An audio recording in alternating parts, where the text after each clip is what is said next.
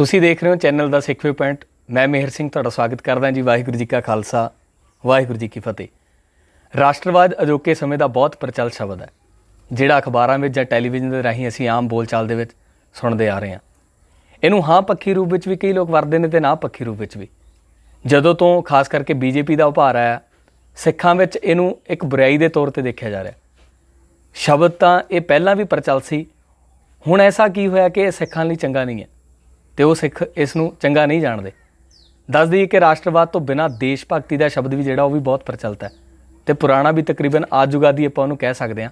ਆਮ ਧਾਰਨਾ ਜੋ ਲੋਕਾਂ ਦੀ ਉਹ ਦੇਸ਼ ਭਗਤੀ ਨੂੰ ਕੋਈ ਮਾੜਾ ਨਹੀਂ ਮੰਨਦੇ, ਪਰ ਇਹ ਸ਼ਬਦ ਦੋਨੋਂ ਚੱਲੀ ਜਾ ਰਹੇ ਨੇ। ਹੁਣ ਗੱਲ ਇਹ ਹੈ ਕਿ ਜਿਵੇਂ ਦੇਸ਼ ਅਤੇ ਕੌਮ ਦਾ ਫਰਕ ਬਹੁਤੇ ਲੋਕਾਂ ਨੂੰ ਨਹੀਂ ਪਤਾ, ਉਵੇਂ ਹੀ ਵੱਡੀ ਗਿਣਤੀ ਦੇਸ਼ ਭਗਤੀ ਅਤੇ ਰਾਸ਼ਟਰਵਾਦ ਦੇ ਅੰਤਰ ਨੂੰ ਨਹੀਂ ਸਮਝਦੀ। ਅਤੇ ਇਸੇ ਅੰਤਰ ਨੂੰ ਅੱਜ ਸਮਝਣ ਦੀ ਕੋਸ਼ਿਸ਼ ਕਰਾਂਗੇ। ਇਹ ਅੰਤਰ ਕਿਸ ਤਰੀਕੇ ਦੇ ਨਾਲ ਹੈ ਜਿਹੜਾ ਸਿੱਖ ਰਾਜਨੀਤੀ ਦੇ ਉੱਤੇ ਆਪਣਾ ਪ੍ਰਭਾਵ ਪਾਉਂਦਾ ਹੈ।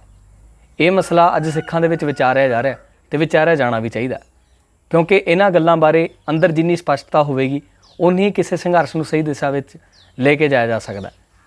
ਸੋ ਇਸੇ ਸਾਰੀ ਗੱਲਬਾਤ ਦੇ ਲਈ ਅਸੀਂ ਅੱਜ ਗੱਲਬਾਤ ਕਰਾਂਗੇ। ਸਾਡੇ ਨਾਲ ਮੌਜੂਦ ਨੇ ਗੱਲਬਾਤ ਕਰਨ ਦੇ ਲਈ ਸਰਦਾਰ ਅਜਮੇਰ ਸਿੰਘ ਜੀ। ਸਵਾਗਤ ਕਰਦੇ ਹਾਂ ਜੀ। ਵਾਹਿਗੁਰੂ ਜੀ ਕਾ ਖਾਲਸਾ, ਵਾਹਿਗੁਰੂ ਜੀ ਕੀ ਫਤਿਹ। ਬਾਪੂ ਜੀ, ਪਹਿਲਾ ਸਵਾਲ ਤਾਂ ਇਹੀ ਹੈ ਕਿ ਦੇਸ਼ ਭਗਤੀ ਅਤੇ ਰਾਸ਼ਟਰਵਾਦ ਦੋਨੋਂ ਸ਼ਬਦ ਬਹੁਤ ਪ੍ਰਚਲਿਤ ਨੇ ਅਤੇ ਬੜੇ ਪੁਰਾਣੇ ਸਮੇਂ ਤੋਂ ਦੇਸ਼ ਭਗਤੀ ਦਾ ਜਿਹੜਾ ਸ਼ਬਦ ਹੈ ਉਹ ਚੱਲਦਾ ਆਇਆ, ਅਤੇ ਰਾਸ਼ਟਰਵਾਦ ਹੁਣ ਬਹੁਤ ਜ਼ਿਆਦਾ ਜਿਹੜਾ ਜਦੋਂ ਦੀ ਭਾਜਪਾ ਸਰਕਾਰ ਆਈ ਹੈ ਅਤੇ ਬੜਾ ਉੱਭਰ ਕੇ ਆਇਆ। ਦੇਸ਼ ਭਗਤੀ ਅਤੇ ਰਾਸ਼ਟਰਵਾਦ ਵਿੱਚ ਜਿਹੜਾ ਸਿਧਾਂਤਕ ਵਖਰੇਵਾਂ ਇਹ ਕੀ ਆ? ਇਹ ਦੋਨੋਂ ਸਾਮਰਥੀ ਨੇ ਜਾਂ ਇਹਨਾਂ ਵਿੱਚ ਕੋਈ ਬਹੁਤ ਵੱਡਾ ਅੰਤਰ ਹੈ? ਦੇਖੋ, ਆਮ ਧਾਰਨਾ ਤਾਂ ਇਹ ਬਣੀ ਹੋਈ ਹੈ ਕਿ ਜਿਵੇਂ ਇਹਨਾਂ ਵਿੱਚ ਕੋਈ ਫਰਕ ਨਹੀਂ ਹੁੰਦਾ ਜੀ ਵੀ ਦੋਵੇਂ ਸਾਮਰਥੀ ਹੈ ਜੀ, ਪਰ ਇਹ ਬਹੁਤ ਵੱਡਾ ਝੂਠ ਹੈ।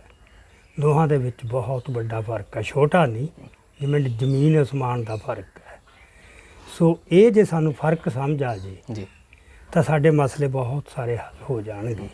ਅਤੇ ਜਿਹੜਾ ਤੁਸੀਂ ਇਹ ਕਹਿੰਦੇ ਹੋ ਕਿ ਬੀਜੇਪੀ ਦੇ ਆਉਣ ਨਾਲ ਰਾਸ਼ਟਰਵਾਦ ਵੱਧ ਪ੍ਰਚਲਿਤ ਹੋਇਆ, ਐਕਚੁਅਲੀ ਇਹ ਵੀ ਤੁਸੀਂ ਸੁਰਤ ਉਦੋਂ ਸੰਭਾਲੀ ਜਦੋਂ ਬੀਜੇਪੀ ਦਾ ਬੋਲਬਾਲਾ ਹੋ ਗਿਆ।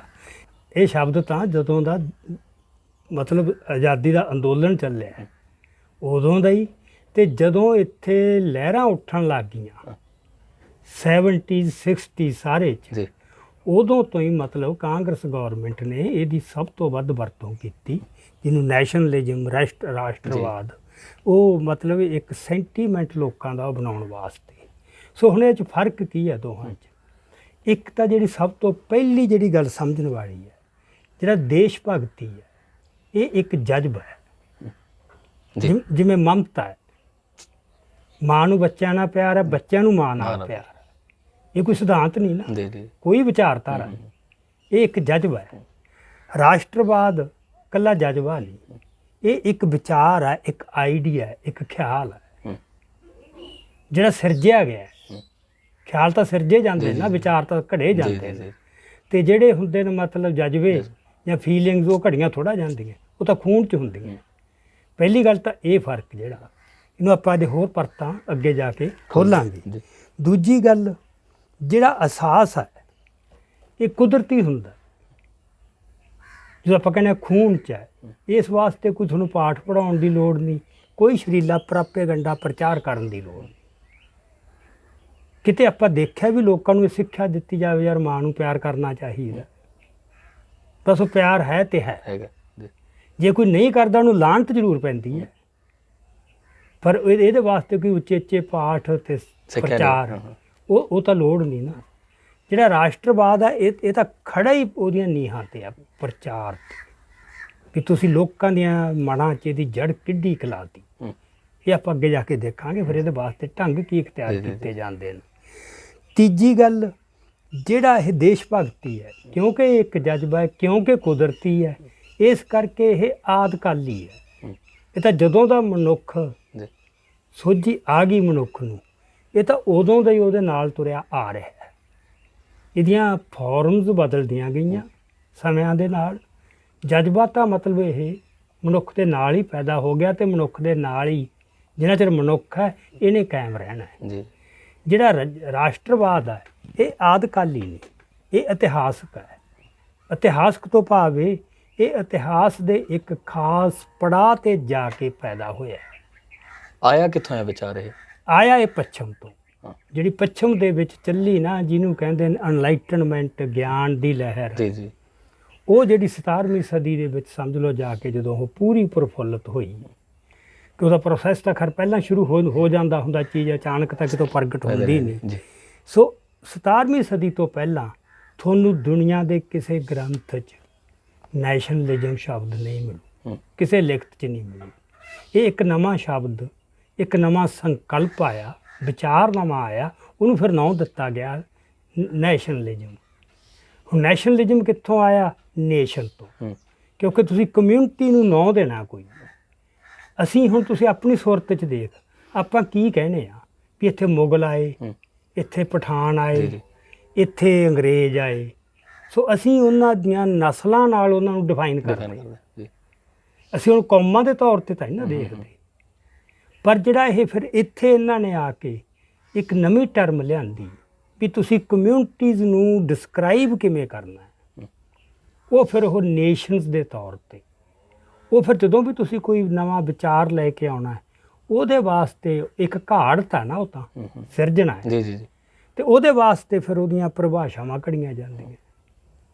ਸੋ ਇਹਦੇ ਤੇ ਤਾਂ ਬਹੁਤ ਦੁਨੀਆ ਦੇ ਵੱਡੇ ਵਿਦਵਾਨ ਜਿਹੜੇ ਉਹਨਾਂ ਦੇ ਪੱਛਮ ਦੇ ਸੀ, ਉਹਨਾਂ ਨੇ ਲੈਕਚਰਾਂ ਦੇ ਲੈਕਚਰ ਦਿੱਤੇ। ਜੇ ਤੁਸੀਂ ਰੇਨਨ ਉਹਨਾਂ ਦਾ ਹੋਇਆ ਮਤਲਬ ਬਹੁਤ ਵੱਡਾ ਮਾਈਂਡ, ਉਹਦੀਆਂ ਸਪੀਚਾਂ ਸੁਣੋ ਮਤਲਬ ਇਸ ਦੇ ਉੱਤੇ ਜਾਂ ਹੋਰ। ਇਹ ਐਂ ਨਹੀਂ ਵੀ ਮੌਜ ਨਾ ਆ ਗਿਆ, ਇਹ ਲੋਕਾਂ ਦੇ ਦਿਮਾਗਾਂ 'ਚ ਜਿਹੜੀ ਦੀ ਜੜ ਲਾਉਣੀ ਸੀ, ਬਹੁਤ ਉਹਨਾਂ ਨੂੰ ਯਤਨ ਕਰਨੇ ਪਏ ਨੇ। ਸੋ ਇਸ ਕਰਕੇ ਇਹ ਇੱਕ ਖਾਸ ਇਤਿਹਾਸ ਦੇ ਪੜਾਅ 'ਤੇ ਇੱਕ ਖਾਸ ਲੋੜ 'ਚੋਂ ਪੈਦਾ ਹੋਇਆ। ਜਿਹੜੀ ਮੈਂ ਗੱਲ ਅਕਸਰ ਲੈ ਕੇ ਆਉਣਾ ਵੀ ਚੀਜ਼ਾਂ ਨੂੰ ਹਿਸਟੋਰੀਸਾਈਜ਼ ਕਰੋ। ਹਿਸਟੋਰੀਸਾਈਜ਼ ਕਰਨ ਤੋਂ ਭਾਵ ਇਹ ਕੋਈ ਸੰਕਲਪ ਕਦੋਂ ਆਇਆ ਜੀ। ਨੰਬਰ 1 ਕਿਸ ਲੋੜ 'ਚੋਂ ਆਇਆ ਜੀ ਜੀ, ਕੀ ਮਨੋਰਥ ਜੀ ਮਨੋਰਥ। ਉਦੋਂ ਅਗਲਾ ਉਹਨੇ ਫਿਰ ਇਤਿਹਾਸ 'ਚ ਰੋਲ ਕੀ ਨਿਭਾਇਆ। ਇਹ ਤਿੰਨ ਚੀਜ਼ਾਂ ਜਿਨ੍ਹਾਂ 'ਚ ਸਾਫ਼ ਨਹੀਂ ਹੋਣਗੀਆਂ, ਸਾਨੂੰ ਉਸ ਦੀ ਗੱਲ ਸਮਝ ਨਹੀਂ ਆਉਂਦੀ। ਹੁਣ ਜਿਹੜਾ ਇਹ ਰਾਸ਼ਟਰ ਦੀ ਗੱਲ ਹੈ, ਇਹ ਆਇਆ ਪੂੰਜੀਵਾਦ ਨਾਲ ਜੁੜ ਕੇ, ਕਿਉਂਕਿ ਇਕੱਠੇ ਆਏ, ਇੱਕ ਪੈਕੇਜ ਹੈ ਇਹ। ਬੜਾ ਕੁਛ ਸੈਕੂਲਰਿਜ਼ਮ, ਨੈਸ਼ਨਲਿਜ਼ਮ, ਕੈਪੀਟਲਿਜ਼ਮ, ਇਹ ਸਾਰਾ ਪੈਕੇਜ ਹੈ। ਲਿਬਰਲਿਜ਼ਮ ਫਲਸਫੇ ਦਾ ਨਾਮ ਹੈ, ਕੈਪੀਟਲਿਜ਼ਮ ਉਹ ਇਕਨੋਮਿਕ ਸਿਸਟਮ ਦਾ ਨਾਮ ਹੈ, ਨੈਸ਼ਨਲਿਜ਼ਮ ਇੱਕ ਰਾਜਸੀ ਵਿਚਾਰਧਾਰਾ ਆਈ ਹੈ। ਸੋ ਜਿਹੜਾ ਸੈਕੂਲਰਿਜ਼ਮ ਹੈ ਇਹ ਵੀ ਇੱਕ ਮਤਲਬ ਰਾਜਸੀ ਪੈਂਤੜਾ। ਸੋ ਇਹ ਪਹਿਲੀਆਂ ਗੱਲਾਂ ਨੂੰ ਸਾਰੀਆਂ ਨੂੰ ਹਟਾ ਕੇ ਇਹ ਚੀਜ਼ਾਂ ਆਈਆਂ। ਹੁਣ ਜਿਹੜਾ ਪੂੰਜੀਵਾਦ ਦੇ ਨਾਲ ਜੁੜ ਕੇ ਆਉਣ ਦਾ ਮਤਲਬ ਕੀ? ਪੂੰਜੀਵਾਦ ਕੀ ਹੈ ਵੀ ਜਿਹੜੀ ਪੈਦਾਵਾਰ ਹੈ, ਪੂੰਜੀਵਾਦ ਤੋਂ ਪਹਿਲਾਂ ਕੀ ਸੀ ਸਾਡਾ ਜਿਹੜਾ ਮਤਲਬ ਪ੍ਰੋਡਕਸ਼ਨ ਤਾਂ ਹੁੰਦੀ ਸੀ, ਆਰਥਿਕ ਸਿਸਟਮ ਵੀ ਸੀ। ਉਹ ਕੀ ਸੀ? ਉਹ ਸਾਰੀ ਪ੍ਰੋਡਕਸ਼ਨ ਜਾਂ ਸਾਰੀ ਇਕਨੋਮਿਕ ਐਕਟੀਵਿਟੀ ਦਾ ਜਿਹੜਾ ਕੇਂਦਰੀ ਧੁਰਾ ਸੀ, ਉਹ ਇਹ ਸੀਗਾ ਜੀਵਨ ਦਾ ਨਿਰਵਾਹ ਕਰਨਾ। ਪਿੰਡਾਂ ਦੇ ਵਿੱਚ ਕਪਾਹ ਵੀ ਪੈਦਾ ਹੁੰਦੀ ਸੀ, ਕਣਕ ਵੀ ਪੈਦਾ ਹੁੰਦੀ ਸੀ, ਖਾਣ ਸਰੋਂ ਵੀ, ਜੋ ਜਿਸ ਚੀਜ਼ ਦੀ ਤੁਹਾਨੂੰ ਲੋੜ ਹੈ ਉਹ ਸਾਰੀਆਂ ਪੈਦਾ ਹੁੰਦੀਆਂ ਸੀ। ਤੇ ਪਿੰਡ 'ਚ ਹੀ ਉਹਦਾ ਇੰਤਜ਼ਾਮ ਹੁੰਦਾ ਸੀ। ਪਿੰਜਣੀਆਂ ਉੱਥੇ ਲੱਗੀਆਂ ਹੁੰਦੀਆਂ ਸੀ ਰੂੰ ਪਿੰਜਣ ਵਾਸਤੇ, ਹੈ ਨਾ। ਤੇ ਖੱਡੀਆਂ ਜਲਾਹੇ ਕੱਪੜਾ ਬਣਾ ਦਿੰਦੇ ਸੀ। ਮਿਸਤਰੀ ਜਿਹੜੇ ਸੀਗੇ ਜਿਹੜੇ ਆਪਣੇ ਦਰਜੀ, ਉਹ ਕੱਪੜੇ ਸਿਉਂ ਦਿੰਦੇ ਸੀ। ਬੁਣੇ ਵੀ ਉੱਥੇ ਜਾਣੇ। ਸੋ ਉਹ ਸੀ ਇੱਕ ਤੁਹਾਡੇ ਜੀਵਨ ਦਾ ਨਿਰਵਾਹ ਹੋ ਰਿਹਾ ਹੈ। ਪੂੰਜੀ ਦਾ ਉੱਥੇ ਕੋਈ ਬਹੁਤਾ ਲੋੜ ਨਹੀਂ ਸੀ। ਪੂੰਜੀ ਕਿਸੇ ਮੌਕੇ ਬਿਮਾਰੀ ਠਮਾਰੀ ਆ ਪਈ, ਵਿਆਹ ਆ ਪਿਆ, ਉਹਦੇ 'ਚ ਵੀ ਆਪਾਂ ਦੇਖਿਆ ਜਿਹੜੇ ਨਿਉਂਦੇ ਵੀ ਰਿਸ਼ਤੇਦਾਰ ਮਦਦ ਕਰਦੇ ਨੇ ਇੱਕ ਦੂਜੇ ਦੀ। ਇੱਕ ਦੇ ਵਿਆਹ ਆਇਆ, ਦੂਜਿਆਂ ਨੇ ਕਰਤੀ, ਉਹਨੇ ਫਿਰ ਉਦੋਂ ਮੋੜਤੀ। ਇਸ ਤਰ੍ਹਾਂ ਲੋਕ ਪੂੰਜੀ ਉਨੀ ਕੁ ਪੂੰਜੀ ਕਮਾਉਂਦੇ ਸੀਗੇ। ਮੰਡੀ 'ਚ ਚੀਜ਼ ਉਨੀ ਕੁ ਵੇਚਣੀ ਜਾਂ ਕਿਸੇ ਵੀ, ਹੈ ਨਾ, ਵੀ ਜਿੰਨੀ ਕੁ ਦਾ ਉਹਨਾਂ ਨੂੰ ਜੀਵਨ ਦੀ ਲੋੜ ਵਾਸਤੇ। ਸੋ ਪੈਦਾਵਾਰ ਕਾਹਦੇ ਵਾਸਤੇ? ਜੀਵਨ ਦੀਆਂ ਲੋੜਾਂ ਤੇ ਜੀਵਨ ਨਿਰਵਾਹ ਕਰਨ ਵਾਸਤੇ। ਪੂੰਜੀਵਾਦ ਨੇ ਸਾਰਾ ਬਦਲਤਾ। ਪੈਦਾਵਾਰ ਕਾਹਦੇ ਵਾਸਤੇ? ਮੰਡੀ ਵਾਸਤੇ। ਤੁਸੀਂ ਚੀਜ਼ ਉਹ ਖਾਣੀ ਨਹੀਂ। ਅਸੀਂ ਜਿਹੜੇ ਚੌਲ ਪੈਦਾ ਕਰ ਰਹੇ ਹਾਂ, ਅਸੀਂ ਜ਼ਰੂਰੀ ਨਹੀਂ ਉਹ ਖਾਣੇ ਹੋਣ, ਉਹ ਵੇਚਣ ਵਾਸਤੇ ਪੈਦਾ ਹੋ ਰਿਹਾ, ਮੰਡੀ ਵਾਸਤੇ ਹੈ। ਸੋ ਮੰਡੀ ਦਾ ਨਿਯਮ ਤੇ ਮੰਡੀ ਦਾ ਨਿਜ਼ਾਮ ਲਾਗੂ ਹੋ ਗਿਆ ਸਾਰੇ ਕੁਛ ਤੇ। ਹੁਣ ਜਿਹੜੀ ਮੰਡੀ ਹੈ ਉਹਦਾ ਕੋਈ ਦਾਇਰਾ ਚਾਹੀਦਾ। ਇੱਕ ਖਿੱਤੇ ਦੀ ਕੋਈ ਸਰਮਾਏਦਾਰੀ ਹੈ, ਵਪਾਰੀ ਹੈ, ਉੱਥੇ ਸਨਅਤਕਾਰ ਹੈ ਨਾ, ਤੇ ਸ਼ਾਹੂਕਾਰ ਹੈ। ਇਹ ਜੁੜ ਕੇ ਮਤਲਬ ਇੱਕ ਵਰਗ ਬਣਦਾ ਨਾ, ਕਾਰੋਬਾਰੀ ਵਰਗ। ਇਹਨਾਂ ਨੂੰ ਲੋੜ ਆ ਮਤਲਬ ਵੀ ਸਾਡਾ ਮਾਲ, ਕੱਚੇ ਮਾਲ ਖਰੀਦਣ ਵਾਸਤੇ ਵੀ ਮੰਡੀ, ਤੇ ਬਣਿਆ ਹੋਇਆ ਮਾਲ ਵੇਚਣ ਵਾਸਤੇ ਵੀ ਮੰਡੀ। ਤੇ ਉਹ ਮੰਡੀ ਤੇ ਜੇ ਤੁਹਾਡਾ ਅਧਿਕਾਰ ਨਹੀਂ, ਪੋਲੀਟੀਕਲ ਪਾਵਰ ਨਹੀਂ ਤੁਹਾਡੇ ਹੱਥ 'ਚ, ਫਿਰ ਤਾਂ ਤੁਹਾਡੀ ਮੰਡੀ ਕਾਹਦੀ? ਉਹ ਉੱਥੇ ਤਾਂ ਕੋਈ ਵੀ ਆ ਵੜੂਗਾ। ਸੋ ਜਿਹੜਾ ਇਹ ਇੱਕ ਮਿਥਣਾ ਮੇਰ ਮਿਥਣੀ ਵੀ ਆਹ ਭਾਈ ਖਿੱਤਾ ਸਾਡਾ ਹੈ, ਆਹ ਮੰਡੀ ਸਾਡੀ ਹੈ, ਜੀ ਸੋ ਇਹ ਤੁਰਿਆ ਇੱਥੋਂ ਵੀ ਕਲੀਅਰ ਕੱਟ ਬਾਉਂਡਰੀਜ਼ ਡਿਫਾਈਨ ਕਰੋ ਤੇ ਡੈਫੀਨੇਸ਼ਨ ਦਿਓ ਵੀ ਭਲਾ ਜਿਹੜੀ ਲੈਜੀਟੀਮੇਸੀ ਆਫ ਰੂਲ। ਇਹ ਯੂਰਪ ਦੇ ਵਿੱਚ ਜਦੋਂ ਪ੍ਰੋਬਲਮ ਆਈ ਨਾ, ਜੰਗਾਂ ਆਪਸ ਵਿੱਚ ਹੀ ਲੱਗੀ ਹੋਈਆਂ। ਹੁਣ ਜੰਗਾਂ ਦੇ ਵਿੱਚ ਪੂੰਜੀਵਾਦ ਪ੍ਰਫੁੱਲਤ ਨਹੀਂ ਹੋ ਸਕਦਾ, ਉਹਨੂੰ ਟਿਕਟਕਾ ਚਾਹੀਦਾ। ਆ ਪਿੱਛੇ ਜੇ ਅਫਰੀਕਾ ਦੇ ਵਿੱਚ ਪੈਪਸੀ ਨੇ ਮਤਲਬ ਸਪੈਸ਼ਲ ਕਿਹਾ ਸੀਗਾ ਨਾਈਜੀਰੀਆ ਦੇ ਵਿੱਚ ਵੀ ਉੱਥੇ ਟਿਕਟਕਾ ਕਰੋ ਤੇ ਨਹੀਂ ਅਸੀਂ ਆਪਦਾ ਕਾਰੋਬਾਰ ਠੱਪ ਕਰਾਂਗੇ। ਅਮਨ ਚੈਨ ਚਾਹੀਦਾ। ਜੰਗਾਂ ਵੀ ਹੁੰਦੀਆਂ, ਉਹ ਆਪਾਂ ਅੱਗੇ ਜਾ ਕੇ ਕਰਾਂਗੇ, ਕਿਉਂਕਿ ਪੂੰਜੀ ਤੇ ਮੁਕਾਬਲਾ ਇਹ ਦੋਵੇਂ ਜੁੜੀਆਂ ਚੀਜ਼ਾਂ। ਪੂੰਜੀ ਨੇ ਐਕਸਪੈਂਡ ਕਰਨਾ ਲਗਾਤਾਰ, ਕਿਤੇ ਵੀ ਰੱਜਣਾ ਨਹੀਂ ਵੀ ਮੈਂ ਹੋਰ, ਉਹਦੇ 'ਚੋਂ ਮੁਕਾਬਲਾ ਹੋਣਾ, ਮੁਕਾਬਲੇ 'ਚੋਂ ਭੇੜ ਹੋਣਾ, ਸ਼ਰੀਕਾ ਹੋਣਾ, ਦੁਸ਼ਮਣੀ ਪੈਣੀ ਹੈ, ਉਹ 'ਚੋਂ ਜੰਗਾਂ ਨਿਕਲਣੀਆਂ। ਜੰਗਾਂ ਵੀ ਉਹਦਾ ਪਾਰਟ ਨੇ, ਪਰ ਅਮਨ ਚੈਨ ਕਾਇਮ ਕਰਨਾ ਵੀ ਉਹਦਾ ਪਾਰਟ ਹੈ। ਸੋ ਇਹ ਮਤਲਬ ਤਾਂ ਆਪਾਂ ਬਿਲਕੁਲ ਇੱਕ ਬਰੀਫ 'ਚ ਮੈਂ ਤੁਹਾਨੂੰ ਦੱਸ ਰਿਹਾ ਵੀ ਇਹ ਡਿਮਾਰਕੇਸ਼ਨ ਜਾਂ ਇੱਕ ਨਿਸ਼ਾਨਦੇਹੀ ਹੋ ਗਈ ਦੇਸ਼ਾਂ ਦੀ। ਇਹ ਯੂਰਪੀਅਨ ਨੇ ਬੈਠ ਕੇ, ਜਿਹਨੂੰ ਵੈਸਟਫੇਲੀਆ ਟਰੀਟੀ ਕਹਿੰਦੇ ਨੇ, ਬਹੁਤ ਮੀਟਿੰਗਾਂ ਹੋਈਆਂ, ਇੱਕ ਮੀਟਿੰਗ ਨਹੀਂ ਜਗ੍ਹਾ ਜਗ੍ਹਾ ਮੀਟਿੰਗਾਂ ਕਰਕੇ ਉਹ ਚਲੋ ਉਹਦਾ ਇੱਕ ਨਾਂ ਰੱਖ ਲਿਆ ਵੈਸਟਫੇਲੀਆ ਟਰੀਟੀ। ਉਹਦੇ 'ਚ ਡਿਫਾਈਨ ਕਰਤਾ ਵੀ ਯਾਰ ਆਪਾਂ ਜਿਹੜੀਆਂ ਹੁਣ ਕਮਿਊਨਿਟੀਜ਼ ਨੇ ਇਹ ਨੇ ਨੇਸ਼ਨਸ, ਤੇ ਇਹਨਾਂ ਦੀਆਂ ਜਿਹੜੀ ਹਰ ਨੇਸ਼ਨ ਕੋਲ ਆਪਦੀ ਸਟੇਟ ਚਾਹੀਦੀ ਹੈ। ਸੋ ਸਟੇਟ ਦਾ ਇੱਕ ਨਵਾਂ ਮਾਡਲ ਆ ਗਿਆ ਪੁਰਾਣੇ ਨਾਲੋਂ, ਜਿਹੜਾ ਮੱਧ ਯੁੱਗ ਦੇ ਵਿੱਚ ਬਾਦਸ਼ਾਹੀ ਹੁੰਦੀ ਸੀ ਜਾਂ ਹੋਰ ਹੈ ਨਾ ਪੁਰਾਤਨ ਜਿਹੜੇ ਚੱਲਦੇ ਸੀਗੇ, ਵੀ ਇਹ ਨੇਸ਼ਨ ਸਟੇਟਸ, ਉਹ ਨੇਸ਼ਨ ਦੇ ਵਿੱਚ ਉਸ ਸਟੇਟ ਦਾ ਪੂਰਨ ਕੰਟਰੋਲ ਹੋਊਗਾ ਜੀ, ਪੂਰਾ। ਉੱਥੇ ਹੋਰ ਕੋਈ ਨਹੀਂ, ਮਤਲਬ ਇਹ ਸਰਬ ਪ੍ਰਵਾਨਿਤ ਅੰਤਰਰਾਸ਼ਟਰੀ ਅਸੂਲ ਬਣ ਗਿਆ।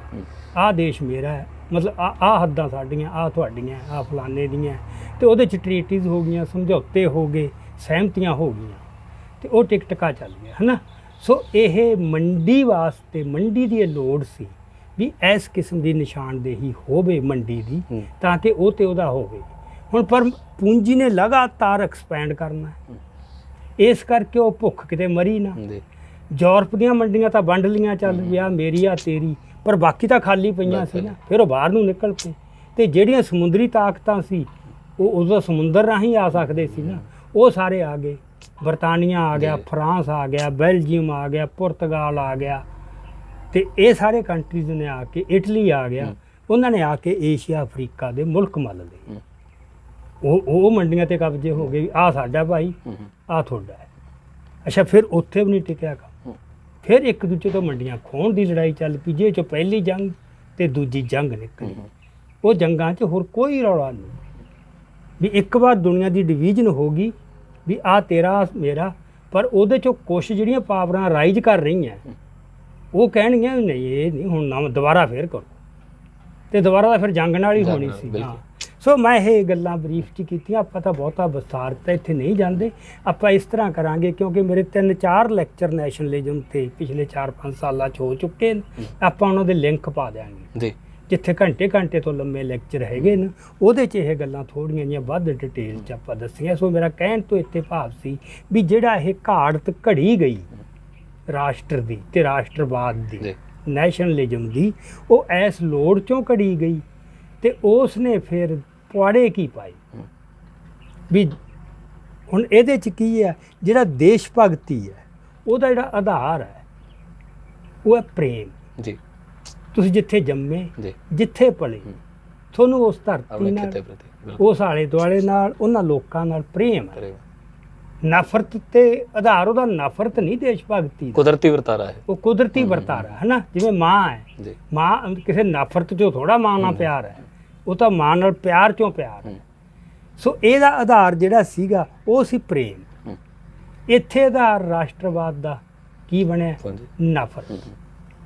ਹੁਣ ਜਿਹੜਾ ਦੇਸ਼ ਭਗਤੀ ਦੇਸ਼ ਹੁੰਦੇ ਸੀ, ਉਹਨਾਂ ਦੀਆਂ ਉਦੋਂ ਬਾਉਂਡਰੀਆਂ ਵੀ ਬੜੀਆਂ ਸੀਮਤ ਹੁੰਦੀਆਂ ਸੀ, ਕਿਉਂਕਿ ਸਾਧਨ ਬਹੁਤੇ ਨਹੀਂ ਸੀ, ਨਾ ਕਮਿਊਨੀਕੇਸ਼ਨ ਦੇ, ਨਾ ਟਰਾਂਸਪੋਰਟੇਸ਼ਨ ਦੇ। ਛੋਟੇ ਦੇਸ਼ਾਂ ਦੀਆਂ ਹੱਦਾਂ ਸੀਮਤ ਜਿਹੀਆਂ ਹੁੰਦੀਆਂ ਸੀ। ਸੋ ਉਹਨਾਂ ਹੱਦਾਂ ਦੇ ਵਿੱਚ ਰਹਿੰਦੇ ਲੋਕਾਂ 'ਚ ਇੱਕ ਸੈਂਸ ਆਫ ਯੂਨਿਟੀ, ਏਕਤਾ ਦਾ ਅਹਿਸਾਸ। ਸੋ ਉਹ ਜਿਹੜਾ ਏਕਤਾ ਸੀਗੀ, ਉਹ ਸੀ ਆਪਸੀ ਸਹਿਯੋਗ 'ਚ, ਵੀ ਤੁਹਾਡੇ ਲੱਗਦਾ ਹੈ ਸਾਨੂੰ ਖਤਰਾ ਹੈ ਕੋਈ, ਉਹਦੇ ਵਾਸਤੇ ਇਕੱਠੇ ਹੋ ਗਏ, ਹੈ ਨਾ। ਏਕਤਾ ਦਾ ਆਧਾਰ ਆਪਸੀ ਸਹਿਯੋਗ ਹੈ, ਸਦਾਚਾਰ ਹੈ ਜੀ। ਨੈਤਿਕ ਆਧਾਰ ਹੈ ਏਕਤਾ ਦਾ, ਕੋਈ ਨਫ਼ਰਤ ਨਹੀਂ। ਨਫ਼ਰਤ ਨਹੀਂ। ਇੱਥੇ ਜਿਹੜਾ ਏਕਤਾ ਦਾ ਆਧਾਰ ਹੈ ਉਹ ਨਫ਼ਰਤ ਬਣਦਾ, ਵੀ ਫਲਾਣੇ ਦੇ ਖਿਲਾਫ ਨਫ਼ਰਤ ਭੜਕਾ ਕੇ ਫਿਰ ਇਕੱਠੇ ਹੋ ਰਹੇ ਪ੍ਰੇਮ ਚੋਂ। ਪ੍ਰੇਮ ਸੈਕੰਡਰੀ ਚ ਲੈ ਜਾਂਦਾ ਇੱਕ ਦੂਜੇ ਨੂੰ ਥੱਲੇ ਲਾਉਣ ਲਈ। ਹਾਂ, ਸੋ ਇਸ ਕਰਕੇ ਇਹਦਾ ਇਹ ਇੱਕ ਹੈਗਾ ਮਤਲਬ। ਹੁਣ ਜਿਹੜੀਆਂ ਉਦੋਂ ਭੂਗੋਲਿਕ ਹੱਦਾਂ ਹੁੰਦੀਆਂ ਸੀ ਉਹ ਬੜੀਆਂ ਫਲੂਇਡ ਜਿਹੀਆਂ ਹੁੰਦੀਆਂ ਸੀ। ਸਭ ਤੋਂ ਪਹਿਲੀ ਤਾਂ ਜਿਹੜੀ ਹੱਦ ਹੁੰਦੀ ਸੀ ਉਹ ਪਿੰਡ ਦੀ ਜੂਹ ਹੁੰਦੀ ਸੀ। ਤੋ ਇੱਕ ਸਿੰਪਲ ਜਿਹੀ ਆਪਾਂ ਉਦਾਹਰਨ ਲਈਏ, ਇਲਾਕੇ 'ਚ ਕਬੱਡੀ ਦੇ ਮੈਚ ਹੁੰਦੇ ਆ ਜਾਂ ਕੁਸ਼ਤੀਆਂ ਹੁੰਦੀਆਂ, ਜੀ ਹਰ ਬੰਦਾ ਆਪਦੇ ਪਿੰਡ ਦੇ ਭਲਵਾਨ ਨਾਲ ਜਾਂ ਪਿੰਡ ਦੀ ਟੀਮ ਨਾਲ ਹੋ, ਕੁਦਰਤੀ ਜਜ਼ਬਾ ਜੀ ਹੈ ਨਾ, ਵੀ ਸਾਡਾ ਬੰਦਾ ਜਿੱਤੇ ਦਿੱਤੇ। ਪਿੰਡ 'ਚ। ਤੇ ਇਹਦਾ ਮਤਲਬ ਇਹ ਨਹੀਂ ਦੂਜੇ ਪਿੰਡਾਂ ਦਾ ਉਹ ਦੁਸ਼ਮਣ ਹੈ, ਪਰ ਆਪਦੇ ਪਿਆਰ ਚੋਂ ਉਹਦੇ 'ਚ ਇਹ ਭਾਵਨਾ ਹੈ ਵੀ ਸਾਡਾ ਬੰਦਾ ਜਿੱਤੇ, ਨਫ਼ਰਤ ਜਾਂ ਕਿਸੇ ਦੁਸ਼ਮਣੀ ਚੋਂ ਨਹੀਂ।